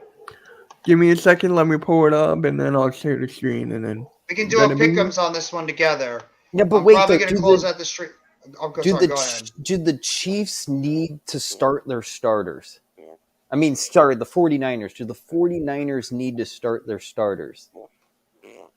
Yeah. Well, I mean, if the Eagles Because the lose, they're playing Cowboy- for the number 1 seed. Well, hold on though, because the Cowboys are also 12-4. And so were the Because San 49ers. Francisco's playing for the number 1 seed right now. They have to play their starters if they Okay. want Oh, I to already get did home field it. advantage. Okay, I'm just making sure. I, I already did it, but I'll still pull it up. Wait, what do you? Maybe I I'm didn't just think I out of did it either, focus. Mitch. I just went and checked, and apparently I did. So I'm on Yeah, the I same. did too. But here, we could do it Alright. together anyways. I'm only gonna do the live. I'm only gonna be doing the live stream for at least like another 15 minutes. I got a couple of things to do, so we'll talk a little bit more for about 15 minutes. I gotta do a little bit of work before you'll see me again later on tonight for the Nets game. Okay, so we got the Raiders and the Chiefs. Everybody in the chat, who you guys picking? The Raiders or the Chiefs for this one? 94% of the country picked the Chiefs. I'm going with the Chiefs. I don't Going think the with the Chiefs are Chiefs. going to drop this game. I know that this is an important one. They know they have to still hold serve in terms of being in terms of getting home field advantage, even though now we don't know if there actually will be a home field advantage in the AFC. So I'm going to go with the Chiefs. Are we going to see Mitch? Mahomes' girlfriend? In I the got Chiefs. postseason, I already that did it. Brittany Matthews, that girl with the horse teeth. Probably. She'll be in the thing popping champagne all over the fans again. So I love how you're not obnoxious. holding back too by saying horse teeth or something. She got biggest horse teeth I've ever seen, dude. Holy crap. I don't even know what she looks like, so I can't even say. It's that blonde. Oh, you saw her last year in the There you postseason, go. man. She's that blonde-haired chick in the box. I like this coach. I like that coach. AT with 2 TDs. I could see it. Nah. See it. Everyone was And saying how they Blue feel City's saying bad for Mahomes. Raiders. You know what? I got a hot take. Let's Shoot. do a hot take for each game. Okay. Kadarius Toney with 4 touchdowns. No. I'm going to say Jarrett Stidham will pass for 2 touchdowns and 1 interception. Am? Further? I'm going with the Chiefs. No, No, hot like take. what's your hot take? Like Oh, We're my gonna hot do a what hot somebody's take for going each to do. game. Yeah. God, Mahomes gets 4 TDs. And all There of you them to KD, all of them to Kadarius Toney. I love it. Yeah. You're not rubbing any salt in the wounds of Giants fans because we don't care. Jaguars and Titans, AFC South championship game. Winner I got wins the Jacksonville. winner wins the title. Loser goes home. I think Doug Pederson's gonna. He's my pick for Derrick coach of Henry's the gonna year. be back. If they win this game, he deserves coach of the year. I think it's still going to Dayball. You're just saying that because you're a Giants No, I fan. really do believe it's going to Dayball because nobody expected the Giants to be in the position they're in. No one expected Jacksonville to win their division. Well, that's true. Could also be Detroit if they make the playoffs. So This is A the lot best of we've people seen. can I guess win we. I guess you could And it say. could be Nick Sirianni, so there's 4. When's the last time Jacksonville went to the playoffs? By it's curiosity. been a long time. I It's will been a look while that since up they've been in the right now. playoffs. I think it was the last time they went to the AFC Championship game where they played the Patriots. I think in 2017. Something like that. But hot take, Trevor Lawrence with But we those didn't pick. 3. We didn't pick who's going to win. We didn't I pick who's did. going to win the game Jacksonville. yet. Oh, they went in You picking 2017. They actually won the divisional. Yes, And they lost. that was their when they had conference. Ramsey, they had Oh, Campbell, they had all these good players on that team. You know, Yeah. Yannick Ngakoue. That's right, because that's the game I watched in Philadelphia. I went into the stadium for the NFC Championship game early because I wanted to watch if we were going to face the Patriots or the Jaguars, and I was praying to God it was going to be the Jaguars. And then I realized, wait a second, I want it to be Tom Brady because I want a revenge for 2004. And everything worked out perfectly. There you go. So coach is picking Jacksonville. He even says Warren Sapp picked him as coach of the year. Blue City says, and somehow the Steelers are still in position to still go to the playoffs. So, well, coach is picking Jacksonville. Mitch is pitching Jacksonville. Further, who are you picking real quick? Jacksonville or Tennessee? I'm going Jaguars. I'm going Jaguars. I think Doug Pederson's going to be the guy to make it to the postseason. Wow, the Titans have really fallen off from last year. Remember, Yeah. Titans had a really good record last year.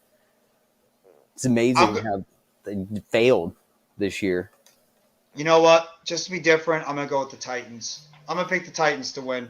Because I I can see mean, I don't know Derrick why. Henry I just even said, playing? No, he is yes, playing. I said he's coming Derrick back. Henry's going to play. He will be. There's no way he's going to sit this game. This is for the division. I just have this feeling that Doug Peterson is going to get this team ready for this game on Sunday for this divisional matchup. So I'm going with the Titans. I'm not, All right, not Doug hot Peterson, take. Mike Vrabel. Hot Hot take. take. Trevor Derrick Lawrence will Henry. throw 2 touchdowns and 2 interceptions. Interesting. Further, what's your hot take? And chat, you as well. If you want to throw out your hot take for this game, go for it. Trevor Lawrence, 0 TDs, over 100 passer rating, 3 TDs. Huh? And I'm talking about Lawrence, sorry, the quarterback of the Jaguars. Yeah, but you said 0 touchdowns and then No, 3 0 TDs. interceptions. Excuse me, 0 Ow. interceptions. Actually, Look at this hot take actually, I by might be Coach. right. He might have 0 TDs. Coach's unpopular opinion. He thinks that Mike Vrabel will be fired at the end of the season if they lose. He says You know what? That's should. He will be That's not out fired. of the realm of Thing is, possibility. McDaniel. Yeah, it's not out of the realm of possibility. LaShawn McCoy, former Philadelphia Eagles running back, also said that Brian Daboll is coach of the year. There you go. Okay. Even Eagles are endorsing it. Okay. But my hot take is I don't have to agree with that. my hot Yeah. take. That's fine. I mean, whoever wins coach of the year, I don't care. I'd rather win a playoff game. Yeah, More me too. playoff games. My hot agree take with for this you. game is I'm going to say Derrick Henry is going to rush for 125 yards and he's going to get 2 rushing touchdowns. So let's move on to the next game. Hold up, the Titans. No, it's just we're just speculating. Don't worry about it. This game, Tampa Bay should be able to take this one easily. Tom Brady, 3 touchdowns, 350 yards passing. No All right. interceptions. The Falcons are going to be up 28-3 and lose. Ooh. There you go. Now watch There you the go. Falcons pull an upset here. So you're going with an upset. Interesting. No. I'm going with the Buccaneers. I'm going with the Buccaneers. I just don't trust the Falcons. Every time I pick the Falcons this year, they screwed me over. I'm going Bucks. Okay. But And what I'm saying, though, is I would like to see the Falcons pull off a victory here. That would be hilarious. What's your hot take for this game? Hot take. For the Bucks and Falcons game, like what do you like? Who do you think is going to have a good game, etc.? How many points, like that type of thing. Is Julio Jones still there? No, Julio Jones is on the Bucks. Oh, yeah, that's what I'm saying. He's still on the Bucks. Is he playing? Yes.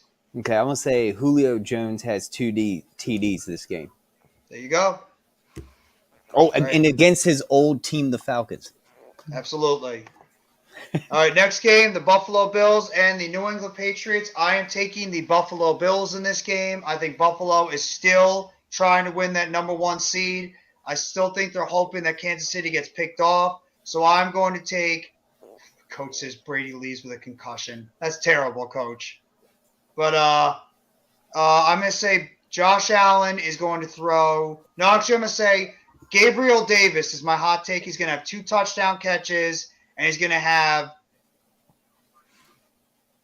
I'm going to say he's going to have 95 yards receiving. Coach, Not 100, just you under. know, it's funny. I had to bite my lip literally from saying that on the live stream, but I have this odd feeling that Tom Brady's going to get injured too this game as my hot take. But I didn't want to come out and say it because That is really bad after the whole everything that's going on right situation now. going right. Yeah, with everything going. That's why I had to bite my lip and say the Julio Jones thing. But I have just this weird feeling in the back of my head that like Tom Brady just might get injured for some. Remember, he's divorced Tom Brady. Tom Brady's had a really, really bad year. Here you go. Coach says the team of destiny. I actually agree. I think the Bills are still going to be the team to beat in the NFL playoffs. I got the Bills winning by 3. Okay. And what's your hot take? Bills are winning by 3. Okay. Further, what about you? What's your hot take for this game? And who are you picking to win? You can go to the next game. It's fine. I'm gonna say. Oh, that's a hard one. I don't know. I don't know. I'm gonna skip that one. I really don't. I just hope for a good game. I don't think anything crazy will happen that game. I agree with you. Basketball I related. think it's gonna be very close. I think Hold on. I think that my hot take will be Belichick will be the one to find a way to make it a close game. All right. Basketball, they just updated the MVP ladder. 10, Zion. 9, Jaylen Brown. 7, we got a tie with John Moran and Donovan Mitchell. 6, Embiid. 5, Giannis. 4, Luka. Kevin Durant, 3. Jason Tatum, 2, and Jokic, 1. How do you feel about that? Howie Roseman fleeced the Titans. The Titans really are regretting that Yeah. AJ Brown deal. It's That really has killed that team. It's damn true. But It's- wait, yes. hold up, real quick though. AJ Brown didn't want to be a part of that team, if I'm not mistaken. No. No, he did. He He did. did want to be. He I did heard want to He be. did. Titan. They just want to give him did. enough money. Yeah, they He wanted wanted more to money give him There you back. go. He wanted more money. That means he's Because not they paid Tannehill and they paid Henry a boatload of money, So and they in didn't a have way- enough money to pay AJ Brown. Yeah, right. There was rumors going around. He wanted more money, and he didn't want to be a part of the team because he's not getting paid like the other people in the locker room. It's not fair, you know. I got to work with this guy. He's getting more money than me. Are you paying for dinner tonight, asshole? You're getting the money. Well, there you go. All right, Vikings. I gotta hurry it up a little bit because I apologize. I gotta hop off soon. But Vikings and Bears. I'm going with the Vikings, and I'm saying Kirk Cousins is gonna have 3 touchdown passes. He's gonna have about 300 yards passing. Mitch. I got the Vikings, and Justin Jefferson is going to go off for 3 touchdowns. Ooh. Okay. Okay. Further. Kirk Cousins. No. You know what? I'm going to go with Fields. Fields is going to rush. He's not even playing. He's not even going to play. Oh, he's still injured? I think so. Okay. Didn't he get injured last week? He's been injured for the past few weeks. Yeah, a few weeks. Let me see real quick. Because if Justin Fields is still out. Okay, never mind. I was going to say Justin Field rushes for over 150 yards. This is going to be just him scrambling around for his life. Yeah, I'll go with Mitch on that one. We'll go with Justin Jefferson gets 3 TDs. I agree with that. It's Bengals, Ravens. I'm gonna take the Bengals. Bengals are gonna win by 3, and Jamar Chase is gonna have a 100-yard game and a touchdown at least. So, Bengals are going to win, and Lamar Jackson's going to run for 0 yards and throw for 0 touchdowns. Yeah, because he's not playing. Joe Okay. Burrow, 4 All right, TDs. No. I got T. Higgins for 2 touchdowns. Joe So you Burrow, got 4 T. Higgins. TDs. 4 TDs for Joe Burrow, and you have who you picking the Bengals, right? Yeah. Look at the Bengals. Okay, so we have a clean sweep. Bengals are winning this game. Yeah. Cat. How are the Higgins- Texans Wow, 27%? Coach says T. Higgins, 150 yards and 3 touchdowns. You know what? That'd be bittersweet after all the hate this guy's gotten. He goes First out there off, as a monster. can I game. give my love it. hot take real quick before we make a decision on who team's going to win here? I'm going to say my hot take is both teams want to lose for a better draft pick. Yeah. That team's going to try Well, I here. don't think the Texans could get any worse. They're already the number 1. They're already picking number 1, so they can't They get might any as well worse. just throw out the white flag and just like never the ball. Like, sorry, there was All right, on my Saturday- hot take. Oh, geez, this is tough. the losing edge. I really Yeah. don't. Randy's gonna be out there in the stands fighting all the fans. Who's Hold on. Who's that Eagle? Oh yeah, Who's that Eagle safety that went to the Colts? Nick McLeod? Yeah, they got Ronnie McLeod. Or Ronnie No. McLeod, yeah. Ronnie McLeod would get 2 interceptions. There you go. Further? You already said you said both teams are going to lose. So is that your hot take? that was my hot take. This Both was teams are further gonna AM's try a to hot lose. take.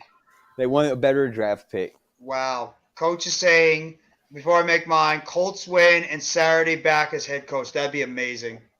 I'd be absolutely out of this world if Jeff Saturday remains the head coach of the Indianapolis Colts. Then again, it is Jim Irsay running the organization. I'll say you can go down if you want.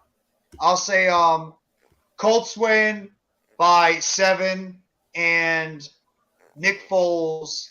Actually, is Nick Foles even playing? Nick Nick Foles Foles is is going out. to play. Yeah, so Nick it's going to Foles be is out. Who the hell is their quarterback? No, the high school. Oh, the high school. Okay. I was gonna say. I was feeling he was meant in high school. Who the hell is their quarterback? I think it's the kid from that played in Texas before. I forget his name. So I'm gonna say that. You know what? I'm gonna go with the Texans. Davis Mills has one last game. He passes for 3 touchdowns before eventually they pick their number 1. So before wait. eventually they pick their quarterback of the So future. Davis Mills is going to throw for 3 touchdowns and 2 interceptions by Ronnie McLeod. Make sure you guys drop I'm a not like on picking any Jeff's channel on interceptions. Hardcore Sports. Thank you, everybody. Yes, thank you guys. Appreciate the 6 being here. Appreciate it. Happy You afternoon. know what? I'm going with an upset in this one. The Jets game. I'm picking the Jets to win. I don't know why. I can I honestly just think, see it. I I'm just not think going the to lie. I can Dolphins are in a honestly free see it. fall. Dolphins have lost 5 in a row after starting 8-3. There's now questions about Mike McDaniel potentially being fired.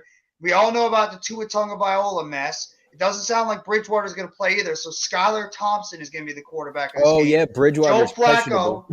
Joe Isn't it- Flacco is the quarterback for the Jets, so I'm going with the Jets. I think Flacco has one last moment in the sun as an NFL quarterback starting.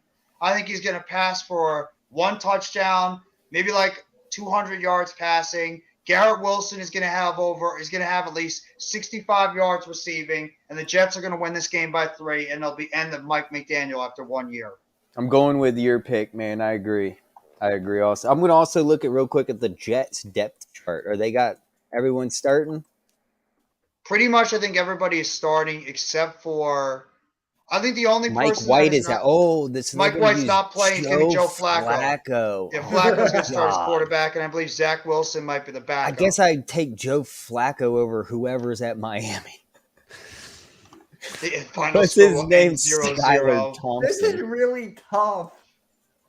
0-0. I think God. the Dolphins will score You know because what? they You have ready for Waddle this? and Wait, hold Hill. up, though. I'm gonna make The this you ready for this? Hold on. Hold up. I need full screen. Dwayne Brown is out, though, No, and their no. backup, George Jets are head. Fant. Jets are heads. Dolphins are tails. Hey Siri. Are you really asking your phone right Heads now? or tails. Dude, Nate Herbig heads. is I out. gotta go George Jets. Fant. There you Dude, go. the Jets' offensive line is completely out, except for the center. Yeah. I'm The going Jets have been Jets. banged up mess. So you're picking the Jets, and what's your hot take? I don't know if I want to pick the Jets now. They don't have an offensive. They don't have Dwayne Brown. That's like the They don't have anybody, but I'm picking the Jets, and Joe Flacco will go for Dwayne 4 Brown is a huge factor. You Okay. remember Dwayne Brown from Seattle Seahawks? That was like Wilson's right hand man for protection. All right. And their So I got backup the is out. Panthers here. I got the Panthers because we need the Saints pick. Oh, they don't see it on the full screen yet. You got to bring Oh, it, my bad. Yeah. man. What are you picking on that?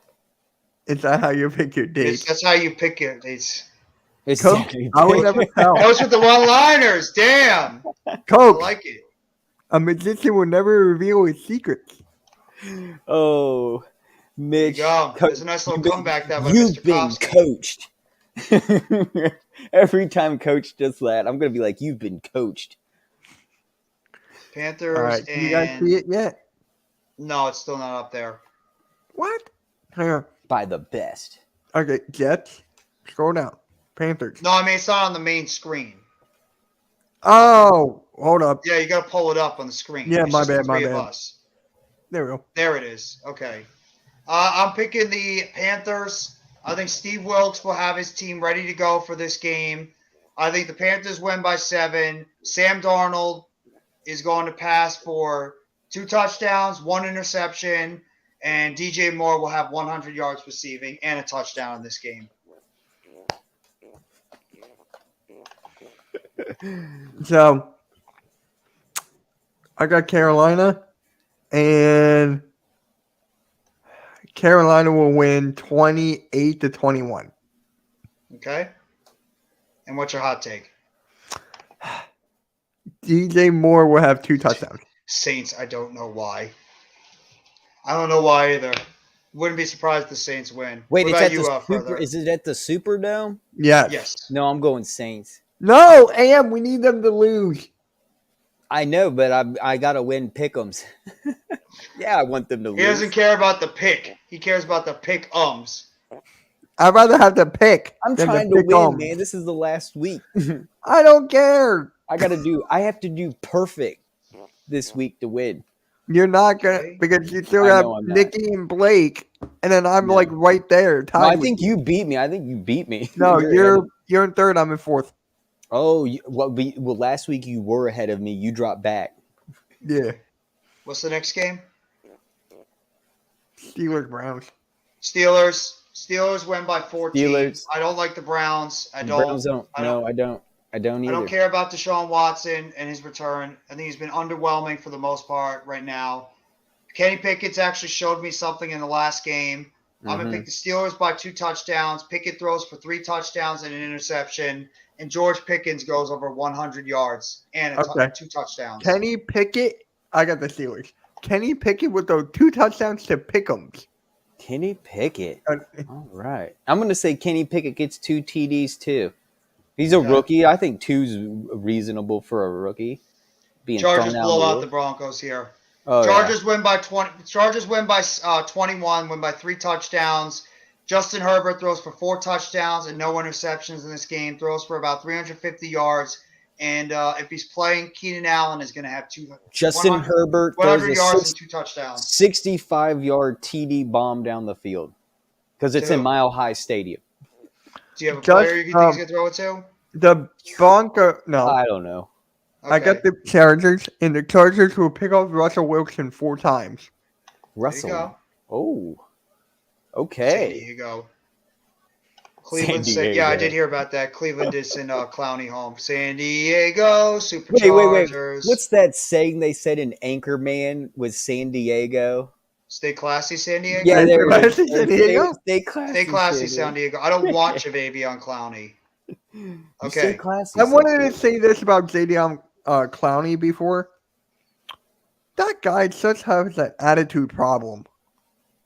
All the talent in the world, and he just never amounted to the player that everybody. Remember when he got drafted by the Texans, and then you had Watt right there? Mm-hmm. All I remember is when he was part of the South Carolina team, and he had that one tackle on the Michigan player, that one tackle that everybody talked about for years, and then he's going to come in and be like this next great big time prospect, and he never amounted to the player that he thought he would be. Clowney was good. He was a good player in the NFL, but not the player that we thought he would be. He was injured a lot too. So Eagles, Giants. Eagles will win. Okay. Eagles will win, and Jalen Hurts will go for 2 touchdowns and run for 2. My heart wants to say the Giants are going to win. It does. Then go with your heart. You know what? For the hell of it, even though I don't think it's going to happen, to be honest, I don't think we're going to win. My heart's going to say, I say the Giants will win by 3. And if he plays, Saquon Barkley will have 120 yards rushing and 2 touchdowns if he plays for the entire game. Almighty wants Clowney to the Giants. I don't want Clowney. No. No. He's too much of a clown. Exactly. What about you, Further? I'm going Eagles. Go Birds. I think the Giants want to save from injury. I think they're going to prepare for the postseason. This is their first time being back since 2016. They want to actually win a game in the postseason, not just go and be one and done. I think the Giants are going to rest their starters and look towards the postseason for a victory and head towards the Super Bowl. And possibly seeing us and winning and getting revenge on us. Coach, that's terrible, and you know it. That's pretty damn funny. Coach. Clowney is rubbing oil on a limp one. San Francisco. San Francisco's going to win this game by 17. Arizona's playing for nothing. Trace McSorley is at quarterback. I think San Francisco is trying to play for that number 1 seed if somehow the Giants can knock off the Eagles. So I think that I'm going on the defensive side, and I'm going to say Nick Bosa is going to have 2.5 sacks in this game and 2 tackles for a loss, plus about 8 tackles in this game. Okay. I got the Niners, and Deebo Samuel will get 2 receiving, 1 rushing. There you go. That's a good hot take. What about you Further? Am? You can scroll down to the other 49ers. one. Going 49ers all the way. What's your hot take? Hot take. Coach, At Levi's Stadium, you're going to see the defense pull off 3 sacks. I can see I honestly that. thought more. Coach, can they more. trade him, though, because he's hurt? Can they trade a player that's right now dealing with an injury? No. I mean, what is Kyler Murray going to be worth at this point with that monster contract coming off They an can't ACL? trade an injured player. He wouldn't pass the physical. Seahawks. I think the Seahawks are going to win this game. Geno Smith passes for 3 touchdowns. I think he's actually going to have 3 touchdowns, no interceptions, and DK Metcalf is going to catch 1 touchdown, have 6 receptions for about 85 yards. Okay. I got Seattle, and Baker Mayfield will throw 3 interceptions. Okay. He says after the season if it's agreed upon. Mitch, stop making that weird noise. Oh, I'm sorry. Be nice, Almighty. Seattle wins. I agree. I think Seattle has got to win this game. Oh, wait. That was my microphone. I'm sorry. No, it's okay. Don't worry about it. No, it's all good. Seattle has to win this game. So, yeah, I think we're all going with Seattle. Further, what about you?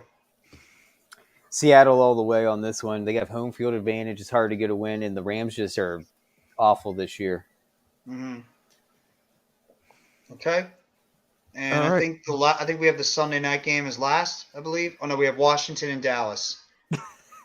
As much as I would love to pick Washington, I really would. As Coach likes to tell them, we all want to see that team down south lose. But I do ultimately believe that the Dallas Cowboys will win this game. Too much to play for.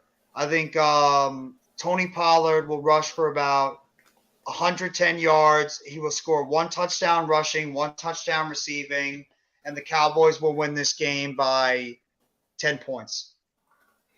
Mitch, further?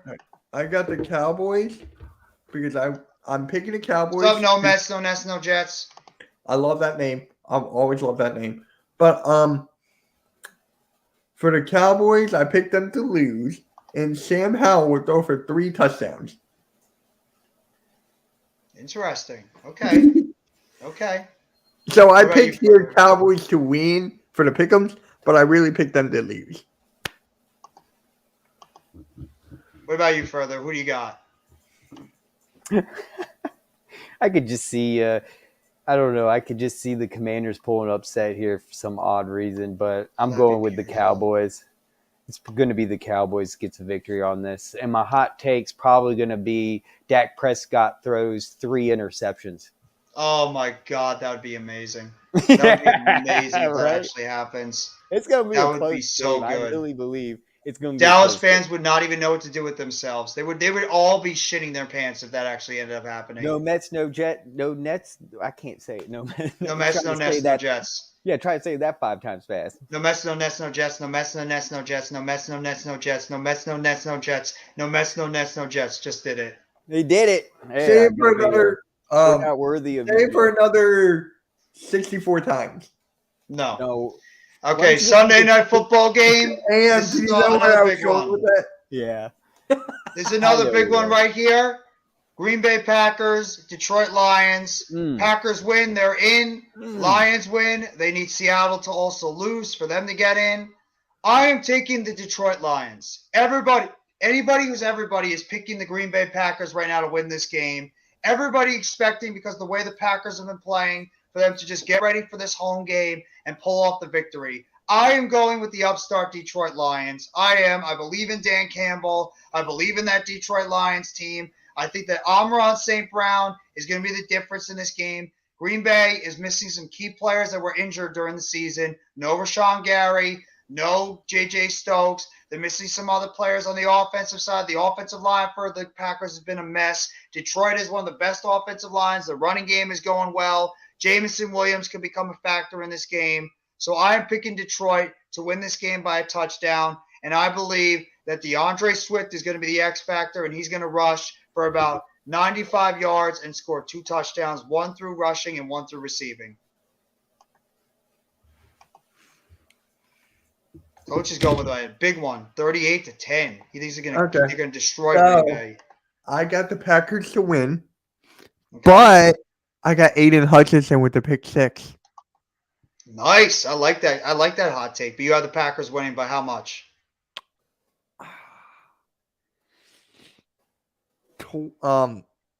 33-10. Okay, I respect that. And further, what about you? Hold on. Tom Grossi, Sorry. tight if Green Bay loses. Yeah, he would probably not be happy. Don't worry about it. Sorry. I'm going to pick the Packers. Okay. Hold on, I was looking at the depth chart real quick. That's why I said hold on real quick. It's gotta be because it really could be the Lions here. I want to believe in the Lions, but you just can't beat that home field advantage at Lambeau Field in December with Aaron Rodgers. Got to go Packers. Got to. I'm sorry. It's just that Aaron Rodgers always gets it done this time of the year. And what's your hot take for this game? Hot take. It's going to be a close game. I think it might be a tie. What would happen if it was a tie? If they tie and Seattle wins, Seattle ends up getting that last spot. But if they tie and Seattle loses, I believe they go by a divisional record. Yeah. And I think the Packers have a better divisional record than the Lions, so they would So I'm get gonna in. go. I'm gonna go with the tie here. Okay, I can see that's it a first. That's a first. Remember, I mean, it could happen. We already saw two teams AM, tie this. We saw a remember. bunch of teams tie before. and remember, it's not the Giants or the Commanders. You do know that other teams did tie besides the Giants and the Commanders. Yeah, well, the Texans and the Colts tied first week. Yeah, they tied the first week of the season. Funny that it was the Giants and the Commanders because they're in our division. Why is it funny? We're in the Yeah. playoffs, so it's not really that funny. It still is. But the because they're in Commanders our aren't. division And the You- Commanders are In out. the way you kind of screwed Okay. over the Commanders. Yeah. We did. It's such a beautiful thing. Hot The take: tie Aaron hurt Rodgers them. has a rushing touchdown. All right, Because I the tie's apologize either going for to hurt or help you, and in their favor, It helped helps us you, and it hurt them. Yeah, so exactly. I mean, I apologize for cutting this a little short. I mean, I do have to I have to run for a little bit. I got a couple of more things to do. So, what are you guys' final thoughts before we close out the live stream for today?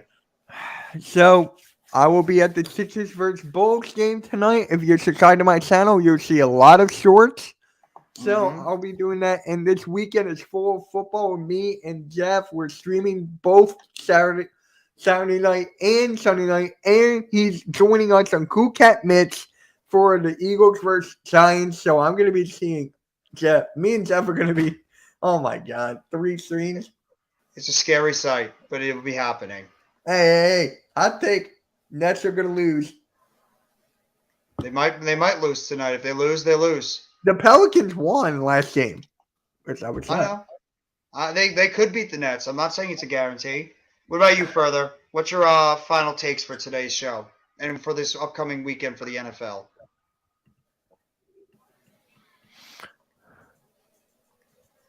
Further? I say it one more time. Question. What's your final take for the NFL this week? Playoffs?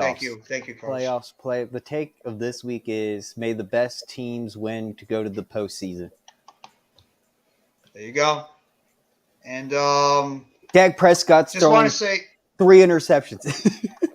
just Dak Prescott. Wait a second. That's Dak my Prescott will takeaway. throw an interception again. There you go. Even Alex is Kyle not confident Fuller. about the Kyle Cowboys. Fuller's getting one of those interceptions. Oh God, can you imagine? I want Aiden But- Hutchinson to get a pick 6. There we go. You said Get pick him 6, too. and then you said what do you call Fuller. it? Kyle Fuller with an interception. So Yeah. first off, I want to say thank you all for coming by another edition of the Football Friday and New York Giants talk today. Thank you all for coming by. We had as many as 13, 14 in the live stream today. That's amazing. I appreciate all you guys always coming by here and supporting my live stream. I'm on the road to 1K subs. Right now, so appreciate all you guys here giving me all the support and the love throughout this YouTube journey that I started all the way back in March. And I want to say of last year. And my final takes are just nobody get hurt. Everybody stay safe. And make sure if you haven't already, go out there and send a prayer out to Mr. Damar Hamlin and the entire Hamlin family. Wish for the best for this young man. Amazing news that we have gotten in the past day and a half that this kid is on the road to recovery. Hope the best for him and want to see this kid be able to make a full recovery. And I don't even care about what happens, but his NFL future and anything like that is not important. Just want to see this kid be able to enjoy a normal life again and be able to make a full recovery and be able to go do the things that he was able to do before. So prayers out to Damar Hamlin. Prayers out to Damar Hamlin and his family. And I hope the best for him going forward. Me too. If Phillies wins the Super Bowl, I'll cut my locks on camera. Okay, I'll take a screenshot of that. Well, he said he's joking, by the way, so he's not going to do that. If I get the screenshot off, it's off. Okay. It's off. But thank you guys all for coming by this edition of the Football Friday live stream. I appreciate all you guys coming by. Thank you for all the support that you guys have given me. You will see me again later on tonight. I will be doing the Brooklyn Nets and the New Orleans Pelicans game tonight. First game, I'm doing a basketball game in a while, so tune in for that. I believe it's about 7:30. Game will be broadcast on ESPN tonight, so tune in for that. Thank you very much, everybody, for coming by the live stream today. Enjoy the rest of your Friday, TGIF Friday. Thank God it's Football Friday. Take it easy. And as always, let's go New York Football Giants. Together blue. Everyone.